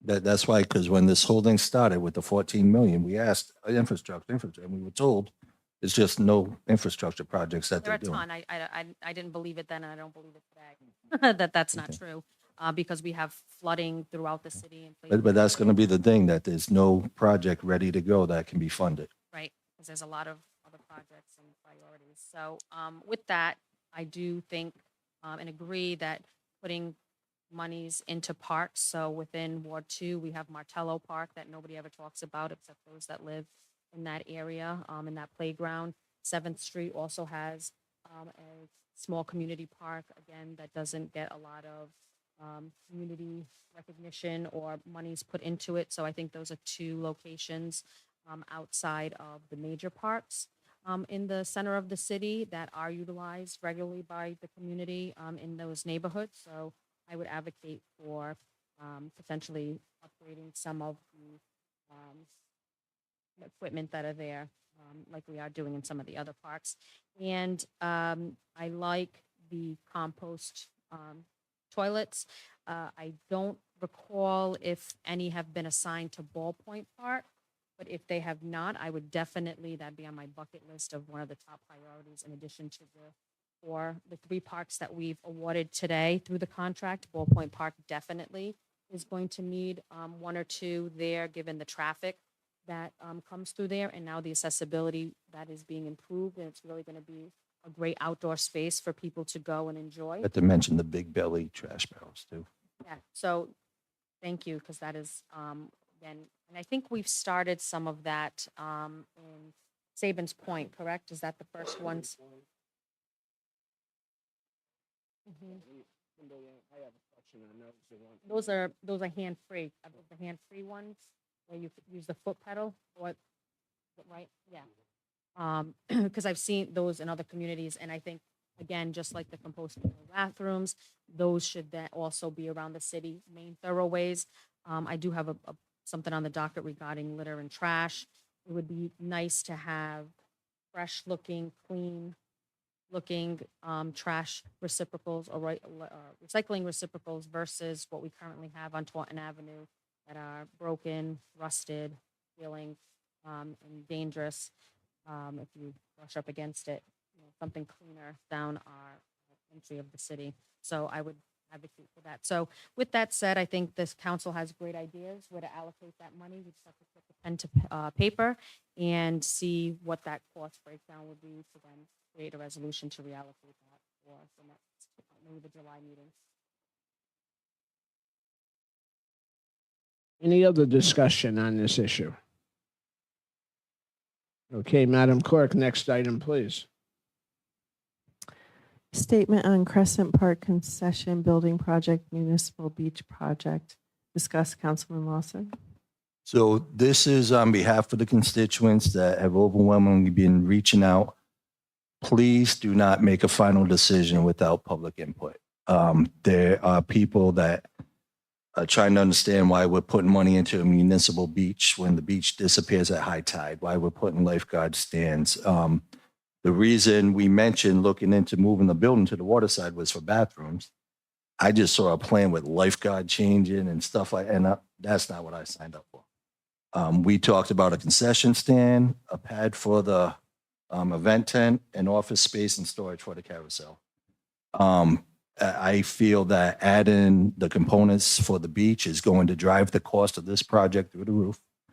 And I would really hope the administration is going to wait to hear from the community before making a final decision on that location. Okay? And that's my statement on behalf of the constituents that are really hoping this isn't a done deal and they can have some input. Thank you, Councilman Lawson. Any further discussion on issue number 4? Okay, next item, please, Madam Clerk. Update on pedestrian light at Reynolds and Broadway. Discuss, Councilwoman Sousa. So I've had this on the docket for probably 3 months now. I'm looking for updates. Last I was aware is that there was an electrical piece or magnetic piece that needed to be ordered to complete or fix the light so that it is operable. Does the chief of staff have an update on whether that pedestrian light on Broadway and Reynolds is operating yet?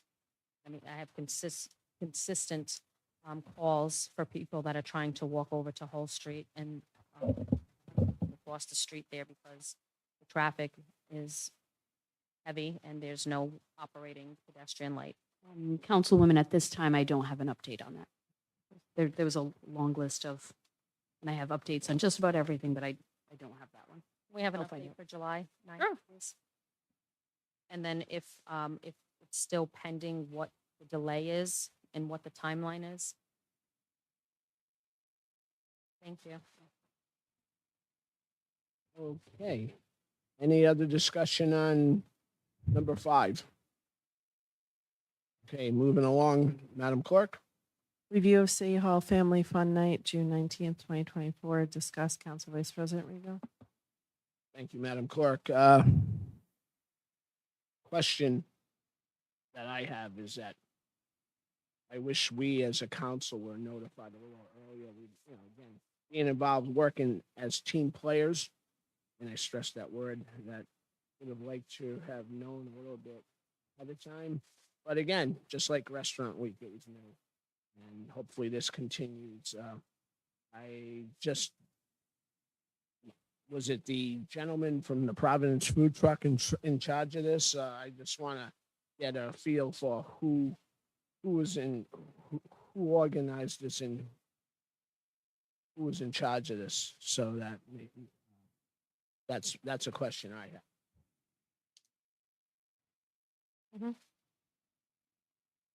I was reading through other details.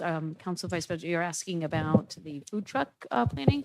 That was, And that was last Wednesday. so the owner reached out to the city expressing interest. This wasn't initiated by the administration, but of course, we always want to support anything. In the past, we've done it for the employees in the parking lot where it was organized by one of our clerks. We thought it would be a fun way to have food trucks come in it was done organically within the employee base to do this here at City Hall. And we wanted to open it up for the rest of the community. If the trucks were going to be here for the employees, we wanted to open it up to the rest of the community. So that was for last year.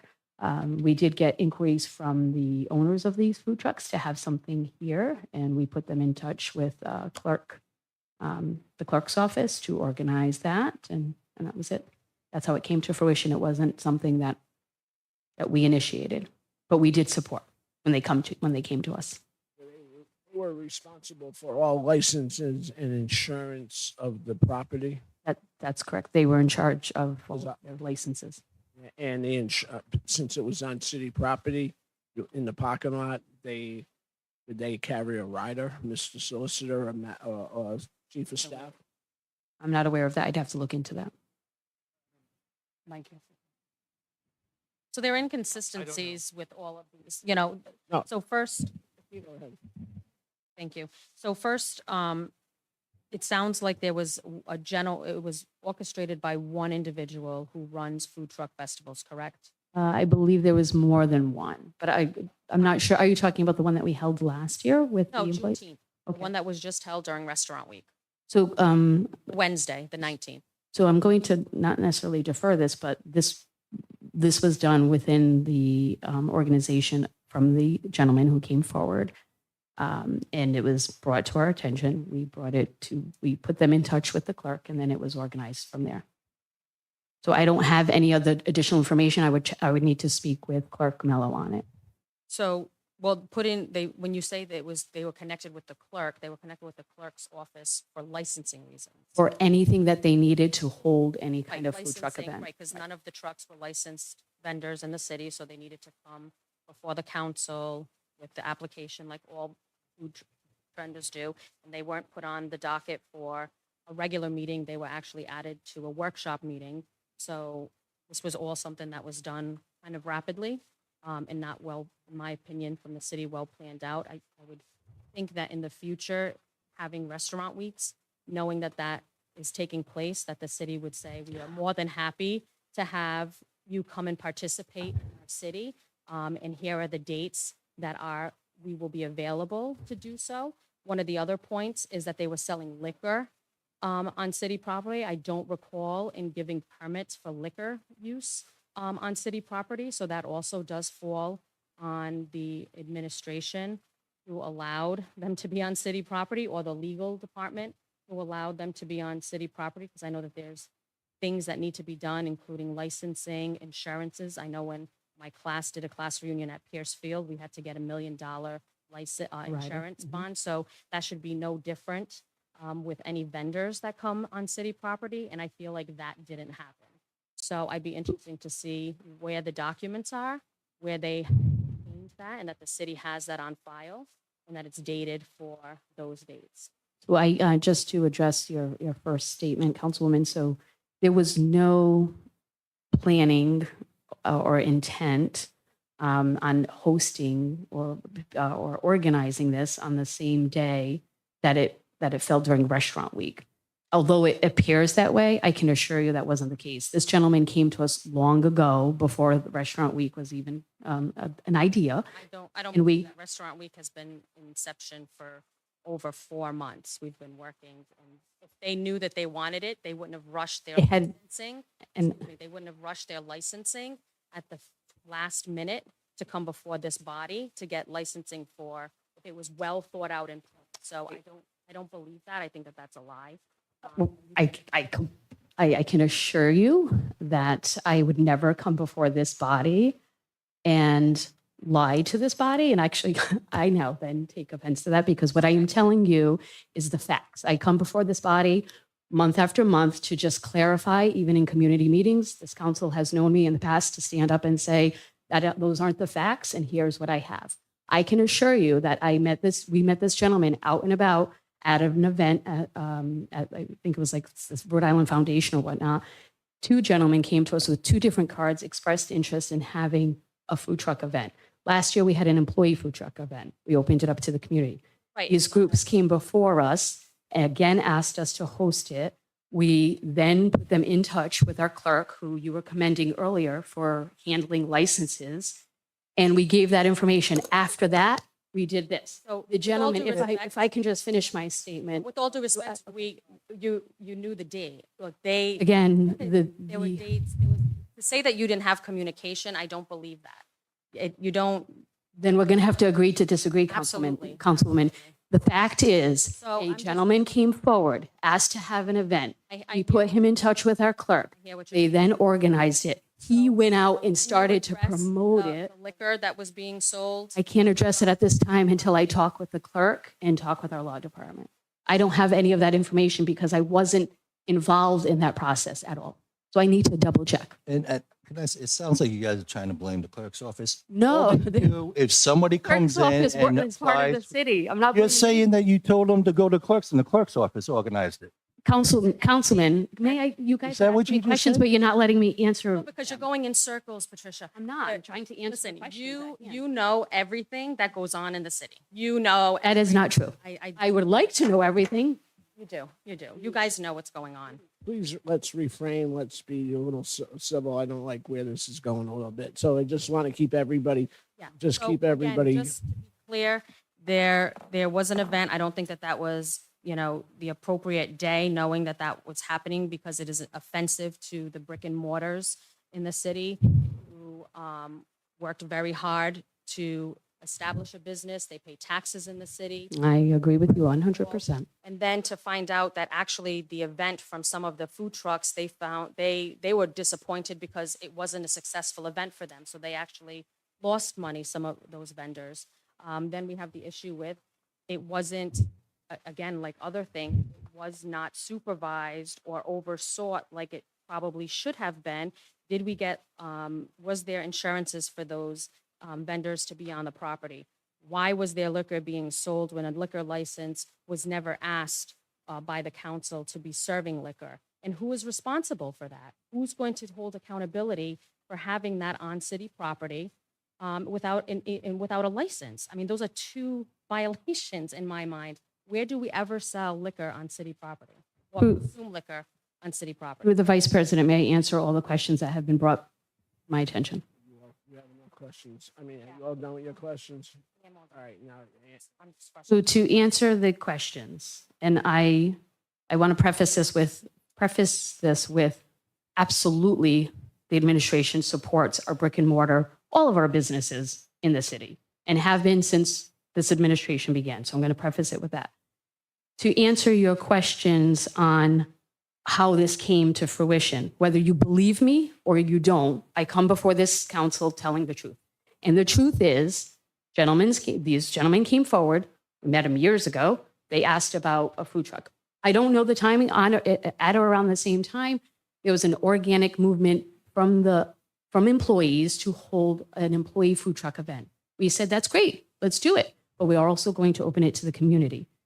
that was In 2020 addition, that was 20 prior that to was that. 2023. Correct. So if it was, just for me to stop you for 1 second, if this was also for the employees, why would you hold it on a city holiday? No. So again, and I can On address that. 2024. So back then, it was organically organized for the employees. We opened it up to the community. That was the previous one. These gentlemen came forward wanting to do a monthly food truck event.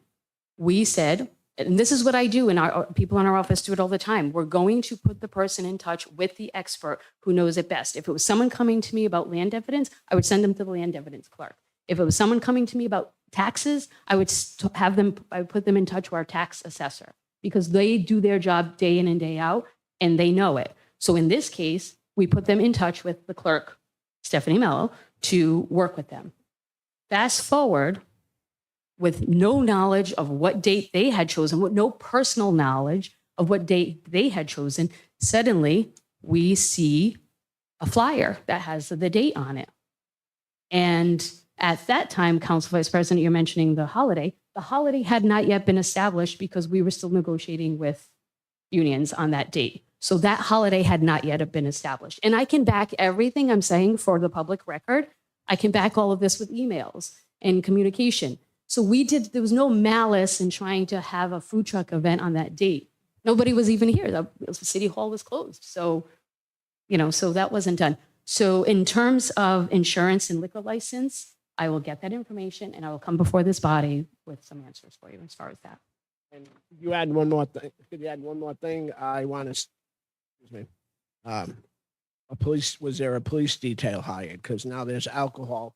First alcohol, if it was a festival or anything. But this is even worse because it's alcohol on a city property and the liability there.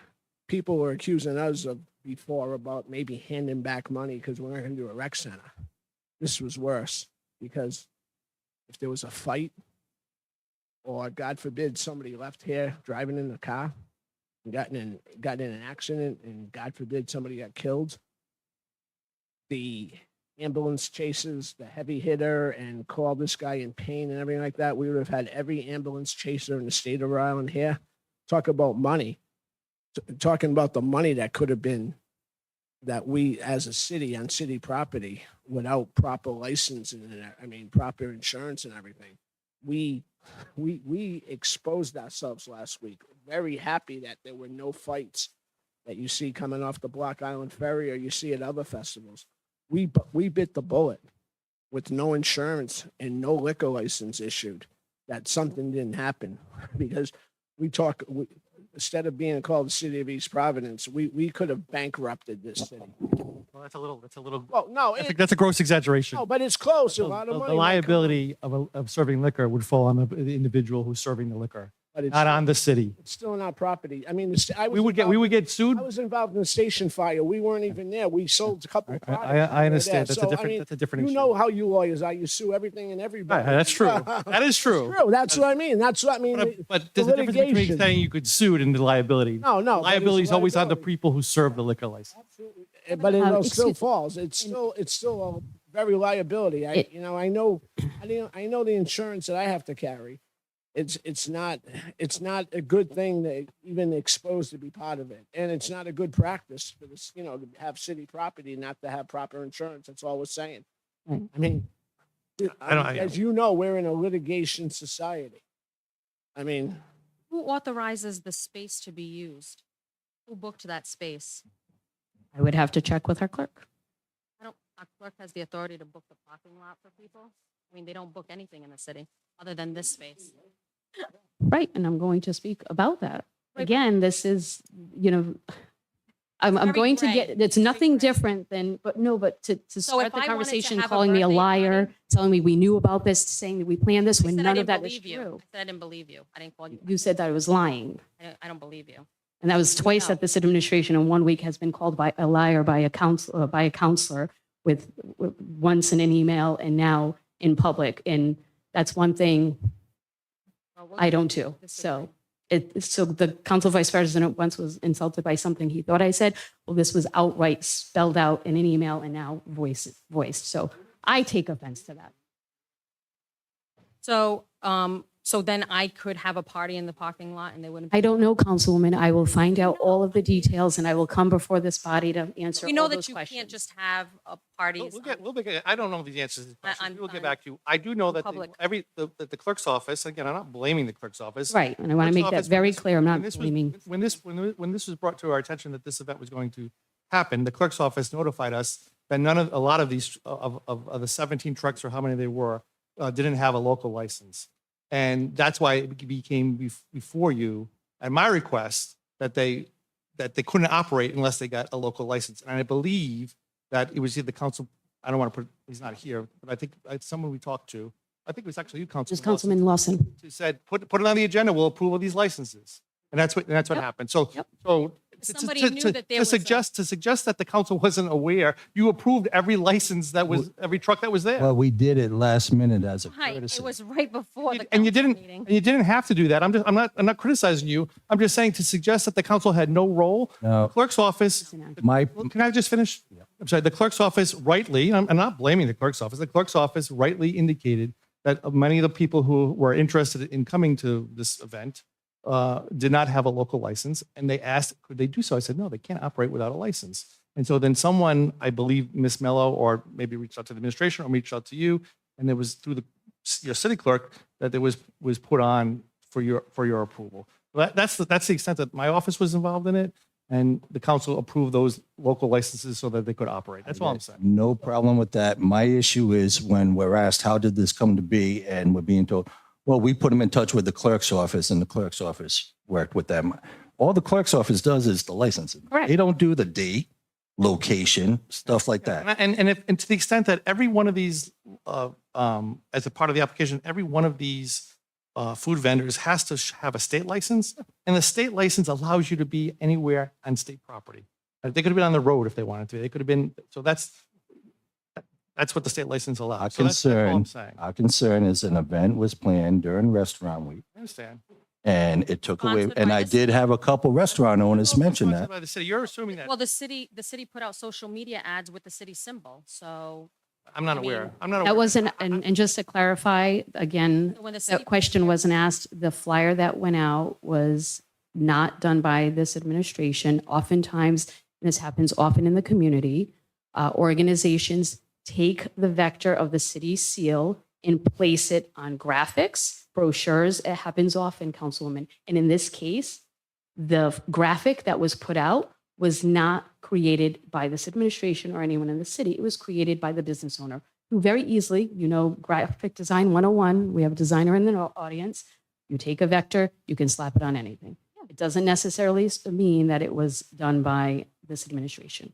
But the city does reserve. We do the share right- it. We do reserve the right to say you can't use our city symbol for events. And then we can also choose not to promote it on social media, knowing that we are promoting a restaurant week, when I don't believe that that was circulated as much as that flyer. for the Again, food I'm truck. happy to So I'll provide the just- emails I'll going back continue- I'll do months, that. if not a year ago. All right. It's- My Said biggest already. concern is to address with the solicitor. Yes, this board, through the applications from the clerk's office, certified the food vendors. And we don't choose the date, just for All the, right, well, yeah, well, we're beyond the date now. I agree, you know, we're beyond the date right now on this. We certified the food vendors. As you said, we did not certify a liquor license. I don't know. I don't know. I don't know if they have a liquor license from the state that allows. There's no. It could be, it could be on a mobile food, that's, the state license may allow that. I don't know the regulations on liquor. Right, DBR doesn't allow that. I don't know. All right, all right. I know you're saying that, and you might be right. I just don't know. I don't have I don't know if Right, food all right. establishments are allowed, they need to get a local liquor license or the Canadian state. I don't know. the Couple of state laws I'm pretty good at. Liquor license. Elections and liquor license. We're, gonna move there.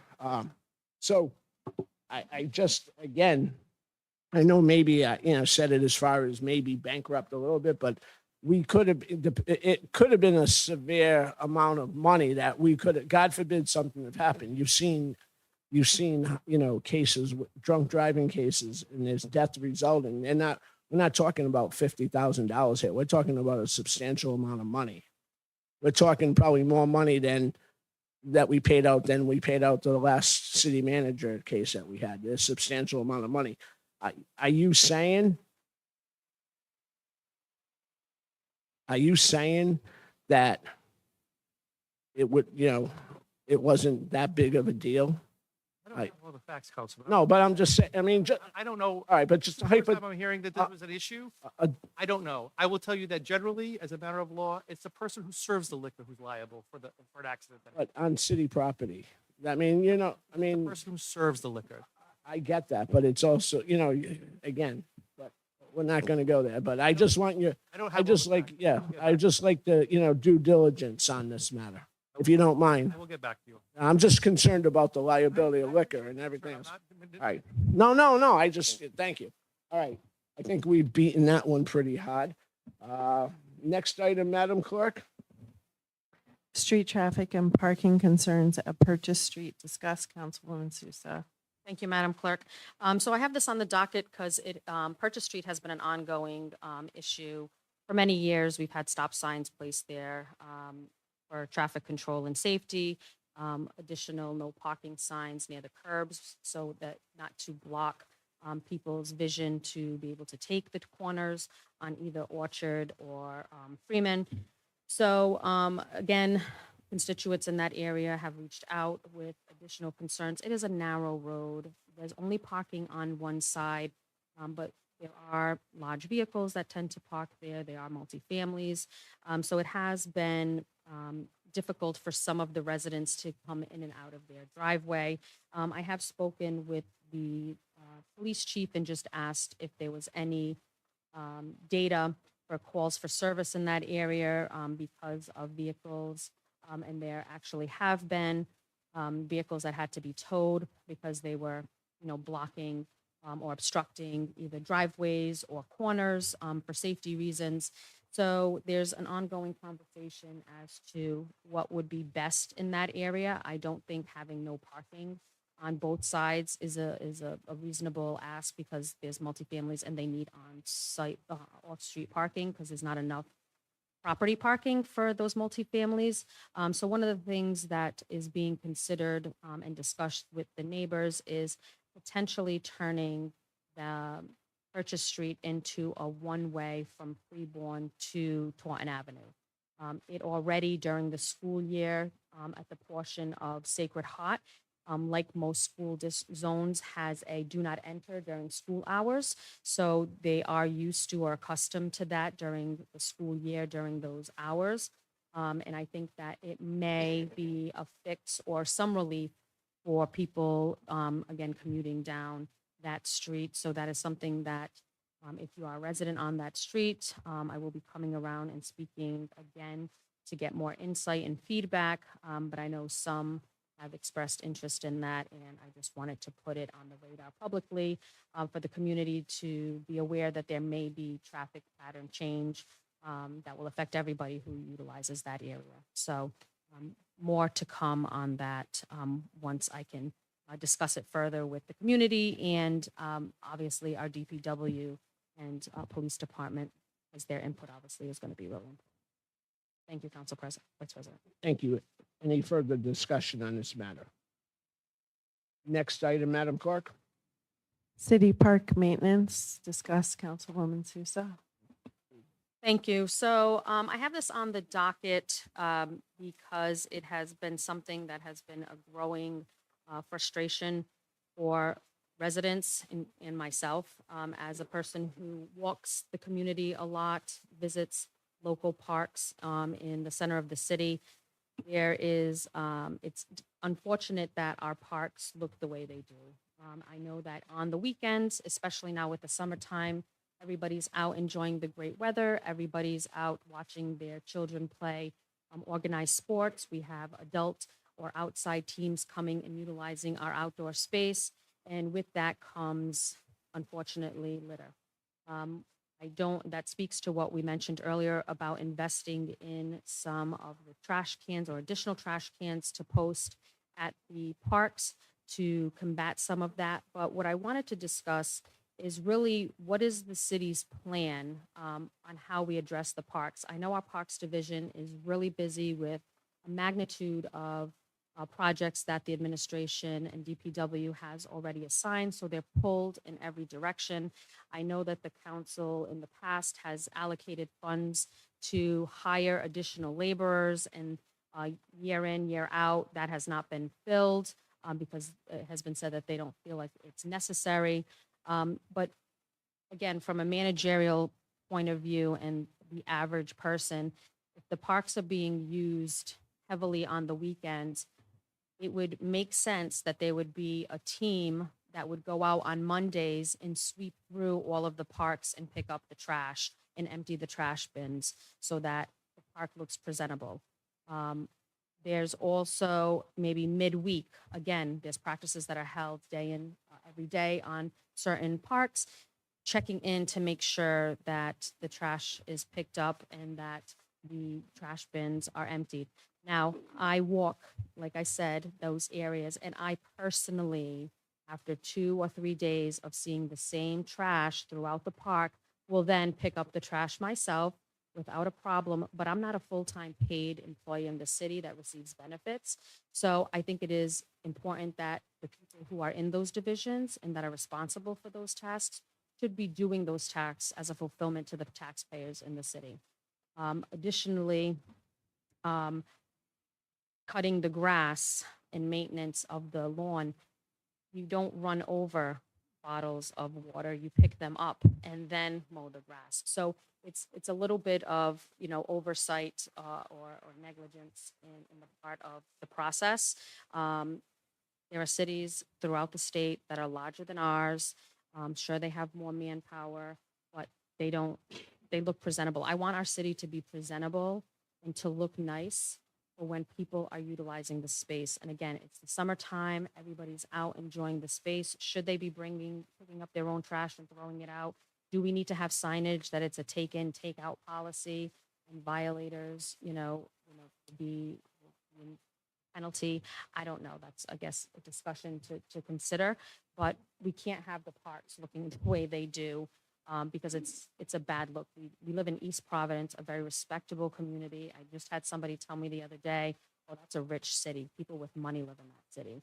Well, if you go to a park and it looks like a dumpster, then people don't think that you live in that type of a city. So it's really important to me, the look of our city, and that we take care of it, and that the people who are proud to be in the city, and that it looks presentable.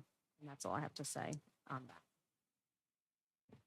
For staff, do you have? Just because she wanted me to, the councilwoman wanted me to address it. So I concur and agree that we all want the city to look as beautiful as it can. And I do know that our DPW staff, our recycling coordinator work very hard to do all they can do. Our parks, our DPW, and they're often commended by this body for that.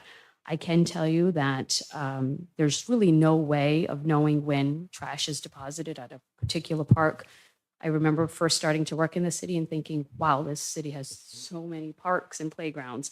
But I can tell you that our crews do have a regular process where they do go out and regularly mow the lawns, take care of the baseball fields, prepare playgrounds, clean up trash.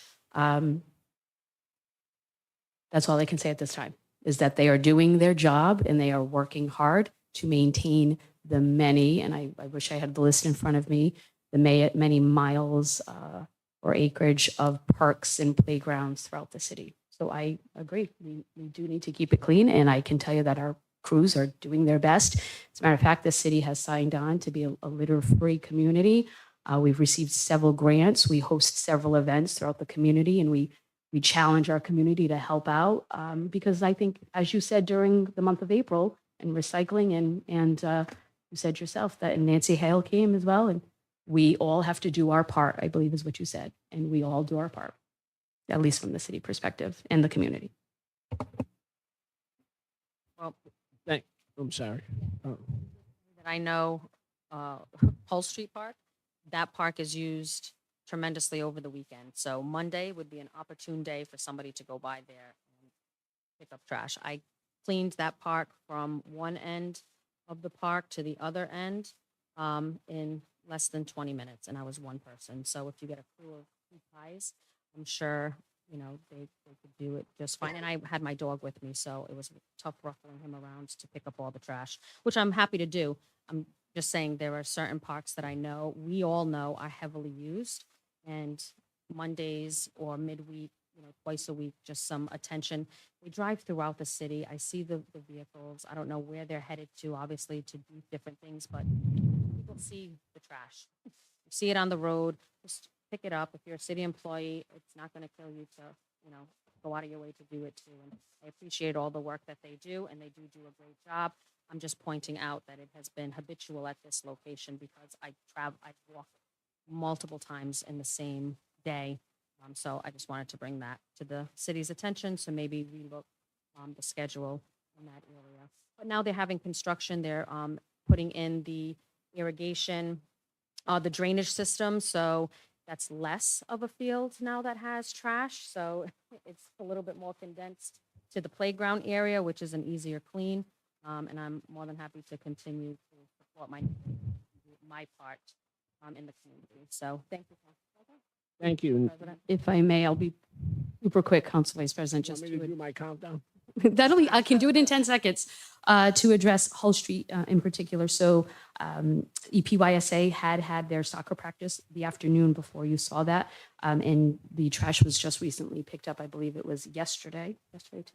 In addition to that, I did have notes here, and I don't know why I didn't turn this page, but we've been talking about the big belly trash compactors. So those will be implemented throughout the city. So maybe we can get one over at Hull Street if it isn't already there. So just wanted to make you aware of that, in addition to what I said earlier. Yeah, they don't have that there, but what they do have is multiple blue recycling bins and multiple trash cans. So you don't have to walk across the field section. So you can put them there.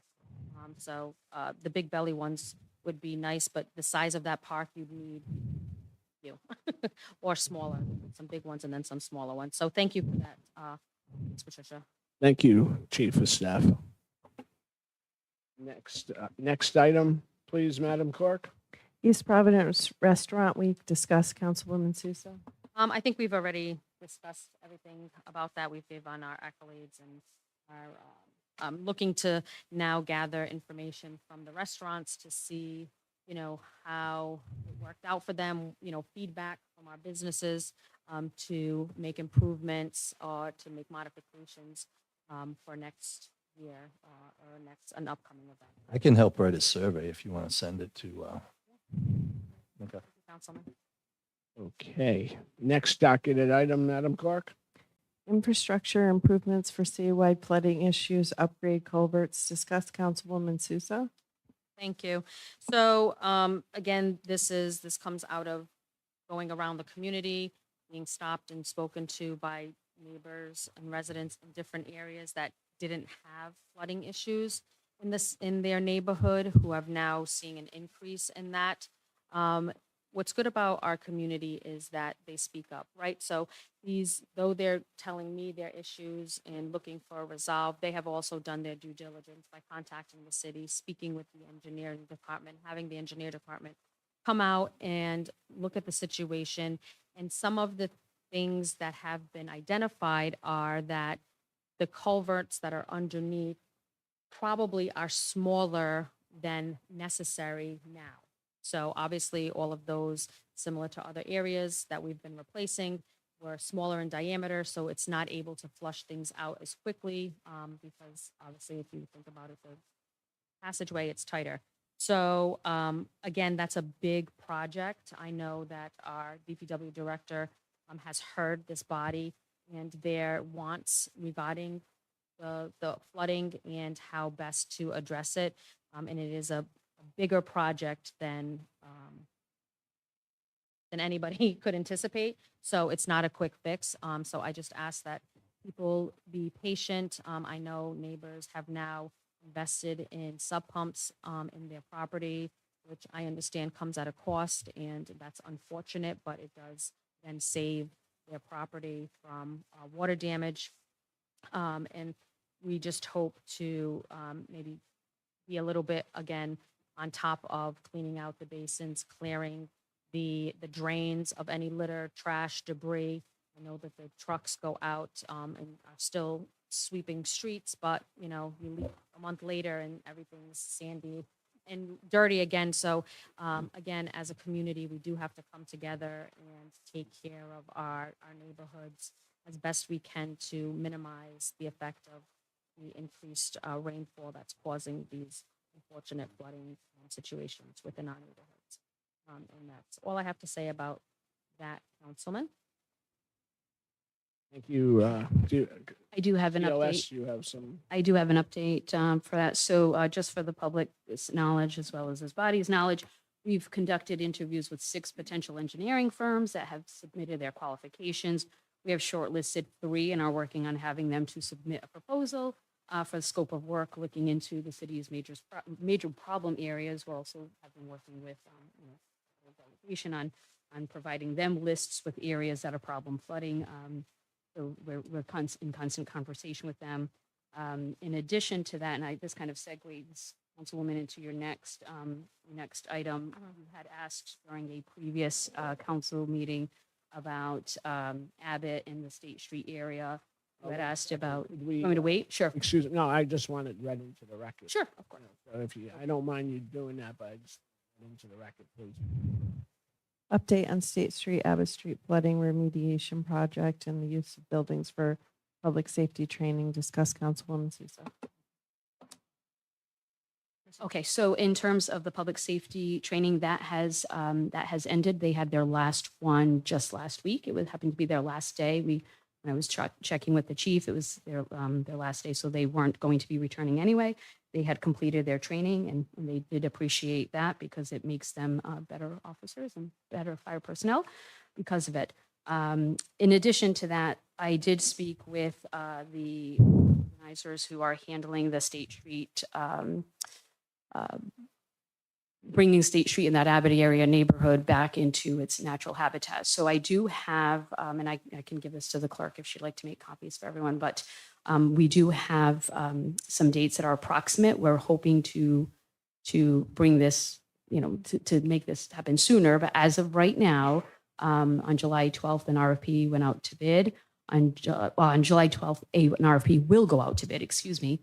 On July 26th, the walkthrough site, there will be a walkthrough of the site with potential contractors. On August 9th, RFP responses will be due. August 16th, neighbors will be provided with notifications. You had mentioned neighbors in the past not knowing what was going on.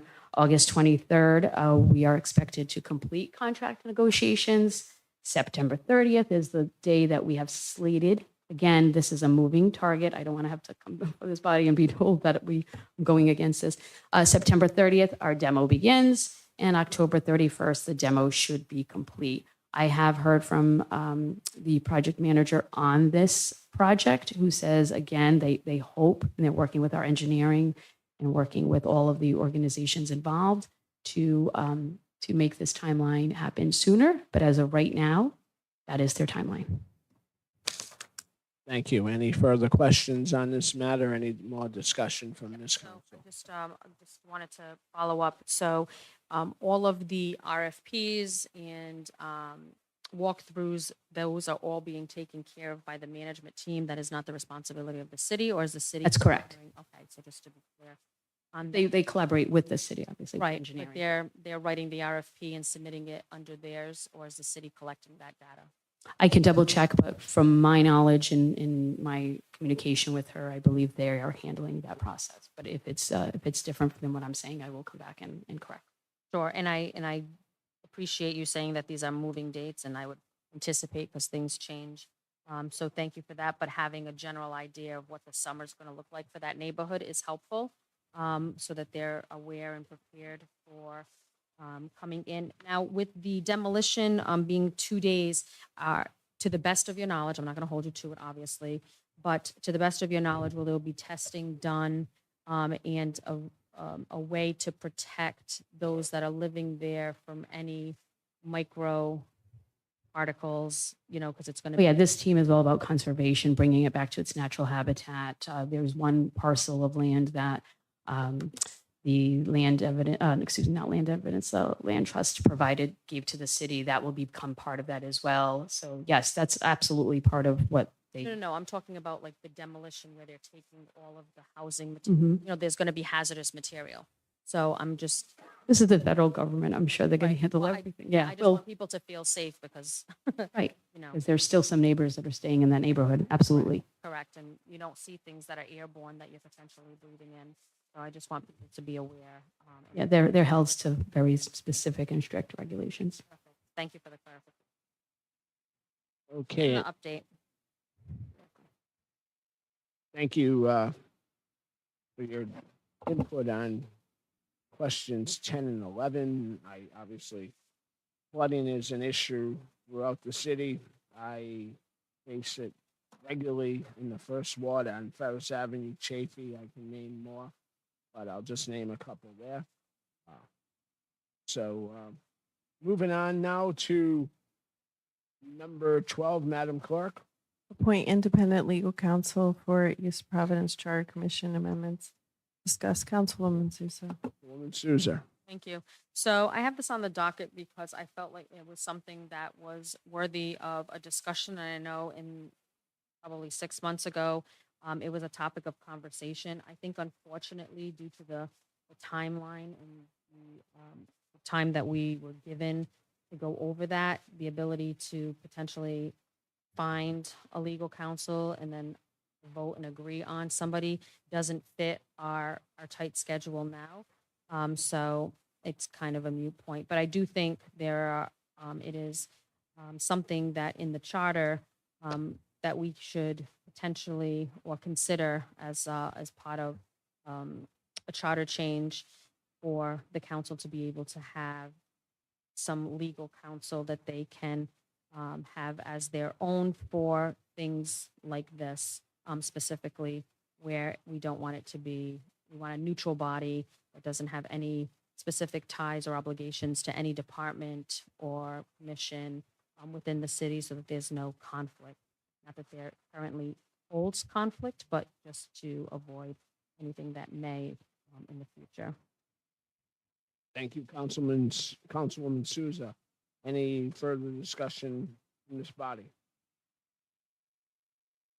Hearing none, Madam Clerk, next topic. Update on RFQ for on-call financial advisor, discuss Councilwoman Sousa. Thank you. So with the budget coming, I know that the administration, I'm sure, is working or gathering their budget, finalizing this year's and preparing for next year's. And so I think it is in the best interest of this body to also be considering a financial advisor to help us navigate some of the decisions that we have to make and to help with that process. So I know that this body has already spoke about that. We agreed to have an RFQ out. I believe, if it's my understanding, the city procurement officer is the one who, with the assistance of, I believe, the city clerk and potentially one of the councilmen, put out an RFQ. So my ask is, where are we in regards to applicants? What is the close date for that? Because I really think it's important that this body looks at those who have applied. And if not, if we didn't have a good interest, then what are we going to do to, make sure that we can find somebody to fill this role as an advisor? You did officially go out? Yeah. Madam Clerk. Can you- Yep, so Madam please. Clerk will update. So the RFQ is posted with a deadline of tomorrow for applicants, and it was placed on the work session agenda on Thursday for the council to review submissions. I did go to speak to Jess Lamprey today, but she was out, so I wasn't able to find out what submissions you received so far. But it is on the docket for Thursday, and tomorrow's the deadline. So can we just, Ms. Chief of Staff, make sure that if there is anything that gets forwarded to the city clerk so that we have it for Thursday? Any of the submissions for the RFQ? I can check with the procurement office to see where that's at, but all of our, as you're aware, Councilwoman, all of our RFP process is public and transparent and on our website, bids, all of that, the advertisement. So that would be made available once it's complete and once it's closed. The applicants would be on there also, correct? The bid sheet goes on, the bid tab sheet is on there. Right. Any further discussion on this matter? Okay, Madam Clerk, next item. Statement for ordinance for Fourth Rescue, discuss Council Vice President Rego. Thank you, Madam Clerk. I placed the need for a fourth rescue on this docket 11 times since February of 2023. The following resolution was voted to be created by the council on December 5th, 2023. Created on June 4th, 2024. The city council has determined that there is an increased demand for rescue services in the city of East Providence. The mayor has also expressed that the city administration sees the need for additional rescue services in the city. Implementation of a fourth full-time rescue would reduce the reliance on mutual aid from other departments throughout the state and the Commonwealth of Massachusetts. The availability of the fourth full-time rescue will decrease the response time to emergencies, thereby increasing safety in the city. The city council and the mayor discussed during the 5th of December 2023 meeting of the city council that the recruitment process to man the fourth rescue would begin in January of 2024. The city council understands that staffing a fourth full-time rescue may require collective bargaining discussions. The city council is empowered by the charter, to adopt ordinances for the government of the city of East Providence, which have to do with public safety, public welfare, and public health. I requested an ordinance which was placed on the docket on the last council meeting for a vote. The ordinance supplied by the legal department was not in line with the process of ordinance for the charter. For this reason, the ordinance was tabled for further study. I have requested another ordinance, which will be drafted, but was not provided at this time because of time constraint. This is not a stall tactic from my side. It is frustrating. I will persist until this community receives the services it needs. Thank you.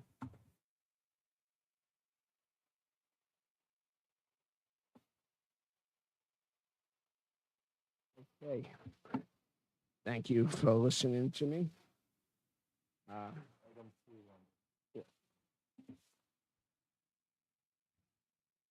Item 2, Section 8, Madam Clerk. No parking in select locations on Commercial Way. Summary, Section 18-307, sponsor, Council President Rodrick. Motion to approve. Second to start the public hearing. Okay, this is a public hearing. Anybody would like to come forth and speak on this issue? Hearing none, I close the public portion of this meeting. Roll call vote. Councilman Fogarty. Aye. Councilman Lawson. Aye. Councilwoman Sousa. Aye. Council Vice President Rigo. Aye, motion passes 4-0. Next docketed item, Madam Clerk. Under continued business, review, discuss, and possible vote on suggested charter changes as recommended by East Providence Charter Commission as set forth in Exhibit A. Fellow council people. So I've been looking at, I apologize for missing last week. I had the plague. So I'm looking at the proposed charter changes, editorial changes. The editorial, they are what they are. You wouldn't call these scribners, right? These are just word changes per se. Yeah, Okay. pretty close to Scribner's. Okay. So that's just common fixing language, which lawyers love language, which makes sense because you want things to be clearly explained. Yeah. So as far as the process of what we're doing, Thursday is the public hearing. I'm sorry if I'm workshop. Okay. So I would say, considering the late hour, that we just do this on Thursday when everybody's fresh. I will say some stuff I will not support. Some I do. But yeah, overall, that's what you want a charter commission to go through and make their suggestions, and then we'll discuss it. We'll talk with the public, and we'll do what is he thinks the best. So when do you want I sent one thing with some stuff, but that was mainly for discussion. Have you all been able to put in your suggestions? I'm working on the docket. Or I sent you one the other day. I have that one. Okay. Megan did at the last workshop, which was on the 13th of June, Megan, I asked some questions to you, and Megan got back to me when we were in the docket planning meeting saying that the questions I asked in regards to the clerk's office were what I questioned, what was right under state law. What the charter commission proposed cannot go forward. Yes, we did the research on that, and that was correct. I would say in terms of getting language into a position where it could be on the ballot, Thursday would be excellent if we could have basically a list of deliverables. Yep. The easiest way to do that might be just to go through what the Charter Commission recommended, sort of yes, no, yes, no, yes, no. We can run right through the sheet. Okay. And then anything additional thereafter. And then we can prep it from there. Then from there, the only other risk of changes would be if we make any changes in one concept that has an impact on another concept that we want to move forward on. And sometimes that takes a good deal of thinking through because you also don't know what will or won't pass on the ballot. So understanding how those things interlock and interplay with each other and being strategic about whether or not several amendments get placed underneath a single ballot question so that there's no risk of something getting passed and something not getting passed that creates some sort of conflict within the charter. So the last step before we get to final usually takes a good chunk of time because it's usually many hours of reading and being paranoid and reading and being paranoid, trying to figure it out. Gotcha. So with the timetable, what you're saying there now is we're meeting on the 27th of June. We meet again on the 9th of July. We do not meet until August 7th, which now is an issue. It's an issue. That's I mean, tight. this is why, I mean, we have to be done by the 9th of July or August the 5th of the date, or we have to have a special meeting. Correct. I mean,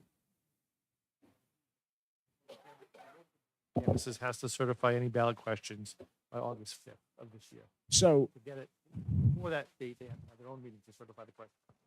So my suggestion or question, I mean, it's more of a suggestion, is that I don't know if either you two people as solicitors or the clerk notify the clerk of the canvassing authority that they need to schedule a meeting. Because we'll have our stuff wrapped up. I mean, we originally wanted this, you can go on record, we wanted this stuff a lot earlier because as Solicitor Marcelo knows, we talked about this at a council meeting. It's about getting this, I wish I could hit the lottery the way I hit this, that we're our backs to the wall as far as timelines with holidays and due diligence on the three of you that have to do this. So our backs are to the wall. That's why I wanted this stuff in February, March, the latest, to give us the time, because I know what this encompasses. And so I think, as Solicitor Marcelo said, I don't know who can notify the clerk of the canvassing authority, but they need to schedule a meeting on. So I'm sorry. All right. So do you have a date update from the from canvassing? Okay, can you? So Ms. Bellamy sent an email saying that on the 27th, you were expected to go through the final recommendation, and that on the 9th, there would be a resolution and a public hearing, and then that information missing. And that email I forwarded to canvassing to notify Leslie of the projected timeline, hopefully the ideal timeline, so that we could schedule for her department the necessary meeting. I saw that, but I mean, So this Thursday, it's Thursday. we get it done. They do their thing for the 9th. So, but I mean, what I heard you say, Solicitor Conley, that there could be some glitches. I mean, if we add things, then you need to go back and to see if we do A, what is the ramifications on K? If we don't have a defined list of exactly what changes we want to be drafted by Thursday, I think it's unlikely that we will be able to do it within the remaining time frame. Because the level of uncertainty of not having a defined list of what will be changed means that I don't know what I'm contemplating when I'm drafting. I don't know if a change in section 2 has anything to do with section 3. Because I don't know whether or not there's a change in section 3 that's going to come up in 2 weeks. This Thursday, if I have a clearly defined list of changes for drafting, I can get all that done, bring that back out to the council because there does need to be a public hearing on the resolutions themselves, which includes the ballot questions. And then this Thursday isn't a declaration of what's going to go on the ballot, but a description of what will be drafted to be considered. So Thursday is the final answer as far as for us, as far as the council people to add anything to this issue, to this matter.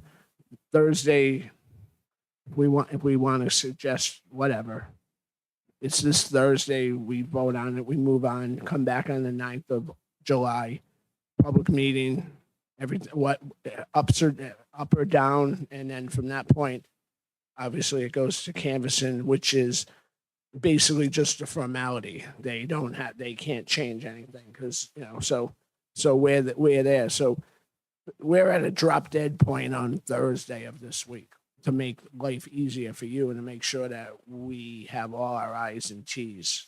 For concepts. Yep. Point for concept. And to be fair, we've known this was coming. So we should be ready. So, So on the 9th, the resolution will not have the actual ballot question wording. yeah, we need it on the 9th, right? Because we have to send what the wording is going to be. You don't need to sleep, right, Dylan? You can't have a public hearing unless they know what the actual. Okay.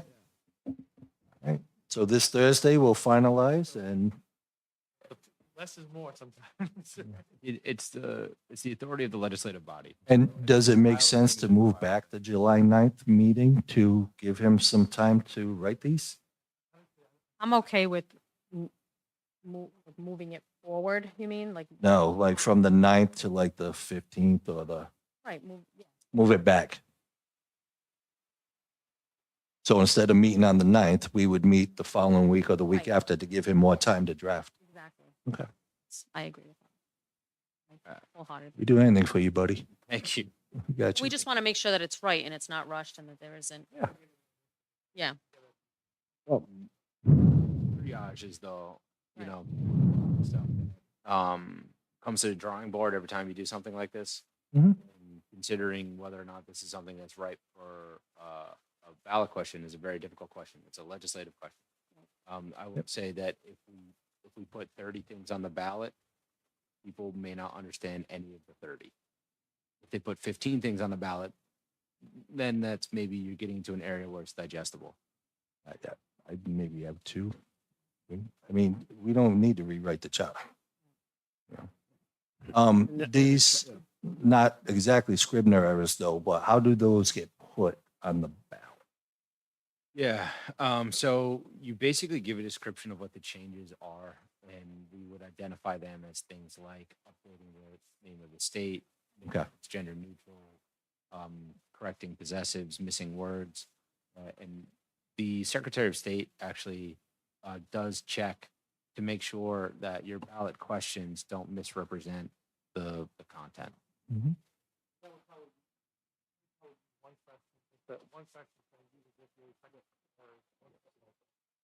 Updating section, blah, blah, blah. So wouldn't, comma wouldn't happen. Imagine that. Any, Right. any further questions? Nope, Like just this Thursday, let's be ready Yep. with proposals. Like to thank Solicitor Conley and also the clerk for providing us with the updated information, and thank you for being in contact with the canvassing authority. Next item on the agenda. Standing item, discuss impact of Washington Bridge closure on the City of East Providence City Council. Traffic is flowing, but I had a situation. A friend of mine at work said, Rick, when's your band playing again? I said, July 3rd at Pierce Stadium for the fireworks. You should come. He goes, buddy, I ain't going to East Providence, not with this. So the stigma, unfortunately, is still out there. He's a West Bay guy. He's like, oh, I'm not going over that bridge. Things are flowing, things are open, and we just got to keep pounding the message. We can't, Restaurant Week was a good start, but we just got to keep letting people know we're open. And one way to do that is, when you're out and about, get it on social media. Show people that people are here, that they're enjoying East Providence, that they're visiting our restaurants, cafes, and coming to our events and our awesome Portuguese feast and Crescent Park's kicking in this summer. And just keep spreading the word. Keep spreading the word. Just like the word spread that we're shut down on social media, we need to keep pushing that. We're open. We're open. And just simple things, just let people know, look at this picture, all these people out and about. So we got to sometimes be our own self-promoters. So that's it. Thank you, Councilman Lawson. Any further discussion on this issue? Hearing none, next item. Update on Fire Academy and collective bargaining for the fourth rescue as agreed upon with the mayor on December 5th, 2023. Receive update and discuss. Council Vice President Rego. Thank you. I guess, Chief of Staff Resendes, could you tell me, or tell us, I should say, where the Fire Academy is at this point?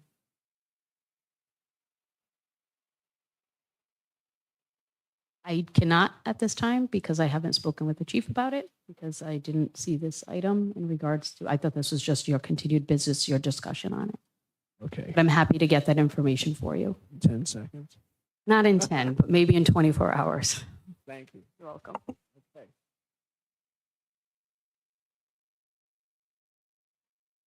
Okay. Next, Madam Clerk. Update on ARPA fund allocated projects, status of project, predicted timeline, and financial status of encumbered and unencumbered allocated funds. Council Vice President Rego, A. Potter and Burgess parking lot.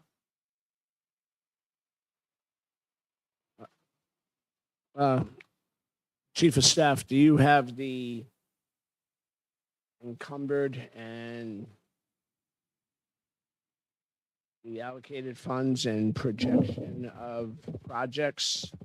Council Vice President, I can't address any of the financials, and unfortunately, our director went home sick earlier today. So All right, I will move this to the 9th of July meeting then. So if we could have all that information as, I can give you some updates on the projects. I just can't give you. no, we'll wait. I Okay. was looking more from the financial end of things. So thank you. Okay, you're welcome. Hey, can I interject? Next Thursday, we should probably set the date for the July meeting. If we're going to move July 9th. If we have to. I mean, dependent, after this, we should, at this Thursday's meeting, that's when we should move. Exactly. We'll talk with Solicitor Conley and Solicitor Bell. I only said it because you mentioned having it for the 9th. Yeah, I'm just in my head, I'm still saying 9th, but I can be programmed differently. So, thank you, that. All right, Madam Clerk, next item would be new business, I guess. Oh, Jesus.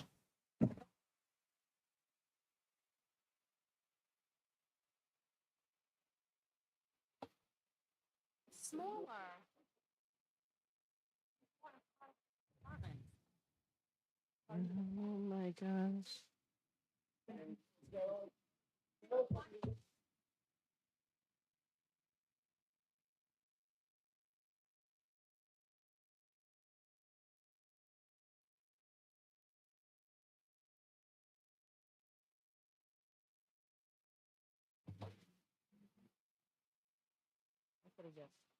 Mayor Communications Chief of Staff Patricia Resendes, East Province Community Center, Sam Bradner, Managing Partner, Peregrine LLC, and Eric Andradas, Senior Project Manager, Peregrine Group LLC. So they were going to be prepared to be here this evening, but if we could hold that to a presentation for the next meeting, we'd like to be able to do that. But separate and apart from that, what I was consulting with the solicitor about is I did have some answers to questions that are kind of embedded into Council Vice President Rego's list, but that came from an email correspondence involving Councilman Lawson and Council President Roderick. So would you like me to give that to you here quickly or just send that to you in an email? Or I can give it to the clerk now. Okay. Madam Clerk. May 2024 Finance Reports Director Malcolm Moore. And Malcolm's ill, correct? Okay. Cape Verdean Independence Day Proclamation and Peruvian Independence Day Proclamation. With the council's permission, I'd like to be able to read this into record. They're very short, or Or I can do an abbreviated version. Cape Verdean community is awesome, so absolutely Yeah, read it. please. And our Peruvian folks, Please do. please do. Thank you. So Cape Verdean Independence Day. Cape Verdean Independence Day is celebrated annually on July 5th after officially gaining their independence in 1975. And whereas East Providence is home to a very large Cape Verdean community that has become an important part of the city. And whereas we will continue to support the Cape Verdean immigrants and their descendants as they embark on journeys and ventures within our city. Whereas East Providence is home to one of the oldest Cape Verdean progressive centers in the nation, as well as the birthplace of the Cape Verdean Museum. And whereas Cape Verdeans have become an important fiber in the fabric of our community in roles of leadership as mentors and much more. Whereas we remember Cape Verdean heroes such as Amilcar Cabral, who paid the ultimate price for Cape Verdeans to live peacefully and independently. Whereas we remember these words spoken by Amilcar Cabral, always bear in mind that the people are not fighting for ideas or the things in anyone's head. They're fighting to win material benefits, to live better and in peace, to see their lives go forward, to guarantee their future of their children. Therefore, I, Mayor Roberto L. Da Silva, on behalf of the City of East Providence, proclaim July 5th, 2024 as the 49th anniversary of the Cape Verde Independence Day in the City of East Providence. And for our Peruvian friends, whereas on this day, Peruvian Independence Day, whereas on this day, the community comes together to honor Peru's Independence Day, celebrate the achievements and contributions to our Peruvian residents, and strengthen the bonds of friendships and understanding between all cultures and backgrounds. Whereas East Providence recognizes the historical significance of Peruvian Independence Day, which commemorates Peru's independence from Spanish colonial rule and the birth of Peru. Whereas on July 28th, 1821, the Argentine liberator, General José de San Martín, proclaimed the independence of Peru, which was followed by the promulgation of the Democratic Constitution in 1822.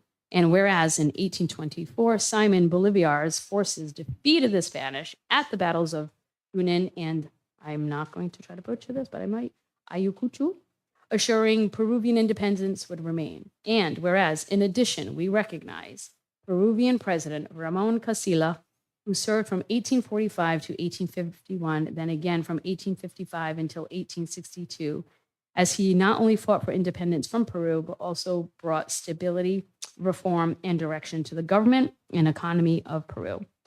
Whereas this day serves as an opportunity to honor the rich heritage, traditions, and contributions of the Peruvian people that reside in the city of East Providence. And whereas we value diversity, inclusivity, and the celebration of multiculturalism, recognizing that the Peruvian community and its traditions are an integral part of the social fabric of our city. Whereas the Peruvian community in Rhode Island, under the coordination of the Andean Cultural Center of Rhode Island, is happy to celebrate the 203rd anniversary of the independence of Peru with everyone, including those here in the great city of East Providence. Therefore, I, Mayor Roberto L. Da Silva, or on his behalf, on behalf of the City of East Providence, proclaim Sunday, July 28th, 2024, to be recognized as Peruvian Independence Day in the City of East Providence. You're welcome. Thank you, Chief of Staff Resendes. Next docket item, Madam Clerk. Sunline Field Fence Agreement, Solicitor Marcelo. Thank you. I'm just happy to provide an update to the council person. We have one fully signed agreement, and I met with the other gentleman who hasn't fully executed the other agreement, but he had some issues that he wanted to address, and we're working on that, but we hope to get the agreement signed by the end of this week, and hopefully we can get the contractors out there. So we're moving forward. We've made progress. Thank you. Good job, Michael. Thank you, Mike. Thank you. I'm glad I can get that resolved. You're welcome. Next item. Next item, please, Madam Clerk. Dan Borges, Director of Public Works, recommendation for handicap parking at 44 Cole Street. Motion to approve. Motion by Councilwoman Souza, Second? second by Councilman Lawson. Roll call vote, please. Any discussion first? Hearing none, roll call vote. Councilman Fogarty. Aye. Councilman Lawson. Aye. Councilwoman Souza. Aye. Council Vice President Regan. Aye, motion passes 4-0. Next docketed item, Madam Clerk. Melissa Lanier Spur, ARPA Project Manager, Oldham School.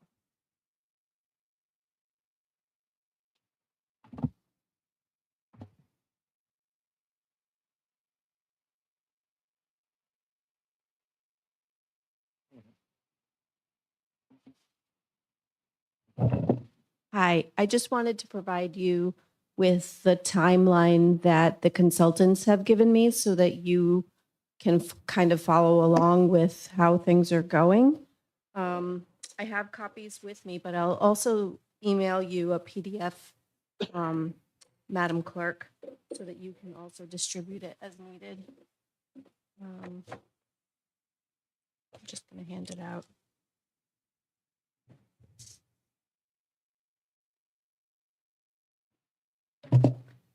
So the second page is actually the timeline. They gave us this, see the little star, so they gave it to us in June. Just a couple of updates on what's going on. On July 2nd, we're having 2 meetings with the consultants. One meeting is actually with Commerce and their consultants to make sure that our project is not going to overlap with what Commerce is doing, and instead it's going to work well with what Commerce is doing so that we're all kind of on the same page and working towards the same goal. The second meeting on July 2nd with them is the meeting, it's going to be interesting, where they're actually going to talk about the state of the building. And that's what they're calling the facility evaluation. So they'll tell us what they think, how they think the building is looking. After those 2 meetings, that's when they're going to start doing the interviews with the council. So I just wanted to give you a heads up that they're going to be reaching out to each one of you. Originally, I think the plan was to just meet with Councilman Lawson and Councilman at Large Rodericks, but I'd made the suggestion that East Providence is a small enough community and that this will impact the entire community, and it shouldn't just be about Riverside, that it should be all of you. So I think they'll be contacting you. I'm not sure how they do it, but I'll ask them on July 2nd what their normal procedure is. I'm going to guess that they probably send an email, but I'll have them CC me so that I know for sure that they contacted all of you. If you end up finding out that they didn't contact one of you, just let me know. Melissa, I don't mean to interrupt you. Would you know who it would be coming from, just so there's an idea of the? Yeah, there's 2 people. So the project lead is Andrea.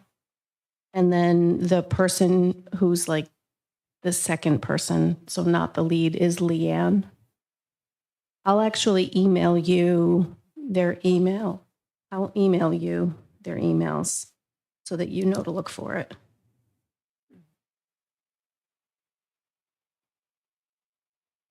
Writing that down.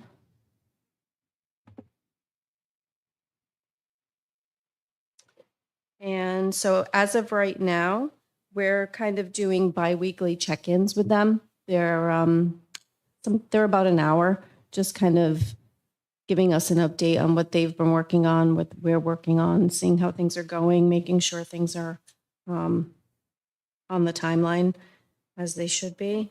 That's pretty much all I have for that. The second star on the timeline, so this is when they're going to actually be in Rhode Island, in East Providence. So the second one, it looks like it's between February and March, and that's when they do the community engagement. So that's where they're going to be having meetings and workshops throughout the city. So we're still a ways out from that, but your part should be within the next few weeks. Is there anything that you want to know from me? The RFP for the roof closed. I was just talking to Dan Borges. There was a bid that came through. So We did have someone answer the RFP, so it looks like we will have a roof replacement. I think that's what the RFP called for, was a replacement. I'm sorry? The ARPA funds. We were told no, and we're just talking about reallocating that money. Oh, well then, don't quote me. I'm just relaying that the RFP closed and that there was a response. Yeah, so if Dan were here, he'd probably provide you with more information than I have. I just wanted to know if somebody had answered the RFP.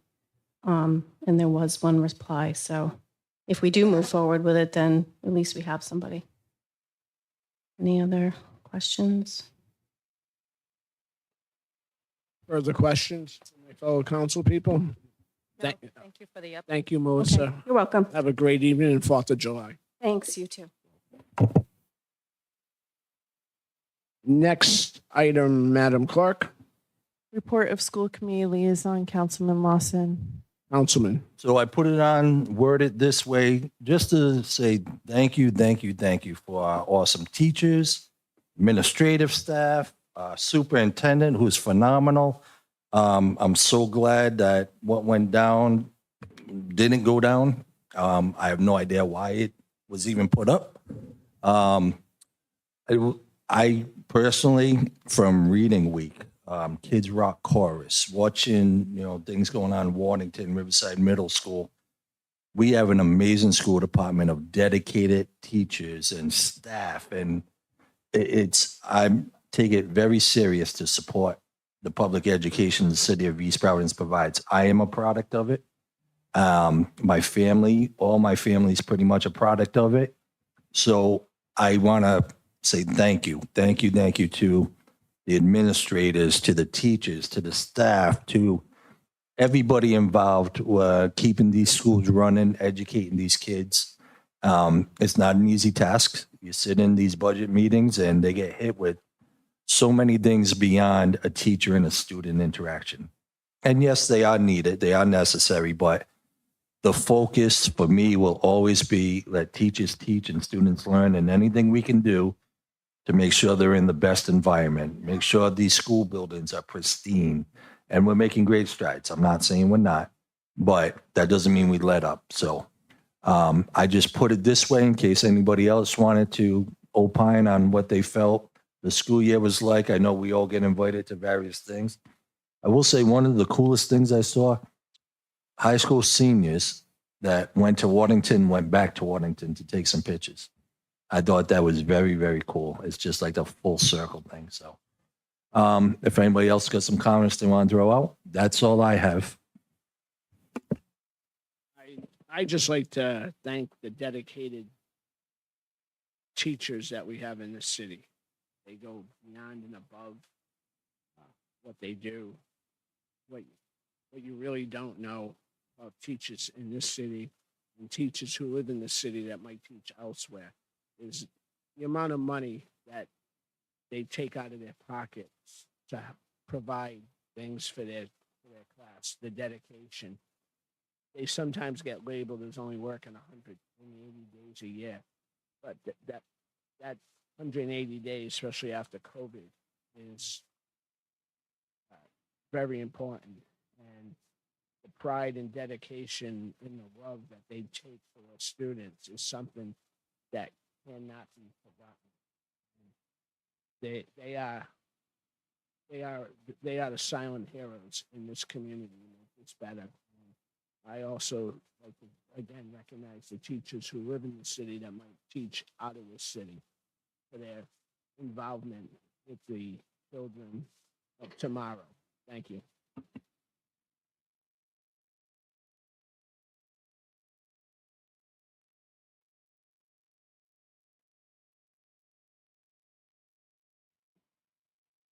Next docketed item. Ordinance of the Council of the City of East Providence appropriating funds for the full-time operation of a fourth rescue. Sponsor, Council Vice President Rigo. I make a motion we table this indefinitely. All those in favor? Aye. All those opposed? The ayes have it. An ordinance and amendment of Chapter 18 of the revised ordinances of the City of East Providence, Rhode Island, 1998, as amended entitled Vehicles and Traffic. Summary Section 18-269B, stop sign Fairway Avenue at Bloomfield Street and Bloomfield Street at Fairview Avenue, sponsored Councilman Fogarty. I move passage. Second. All those in favor? Aye. All those opposed? The ayes have it. First, I'm an aye in case it wasn't heard. aye. I mean, Softly. we can go roll call. Do we need to roll? Yeah, roll call. Roll call since it's first passage. Councilman Fogarty, Councilman Wilson, Aye. Councilwoman Souza, Aye. Council Vice President Rigo. Aye, motion passes 4-0.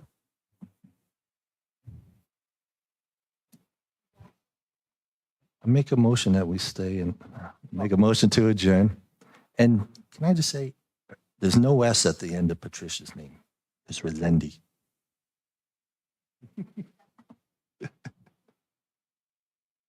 Second. Motion to Aye. adjourn. Should I do a roll call vote? No. All those in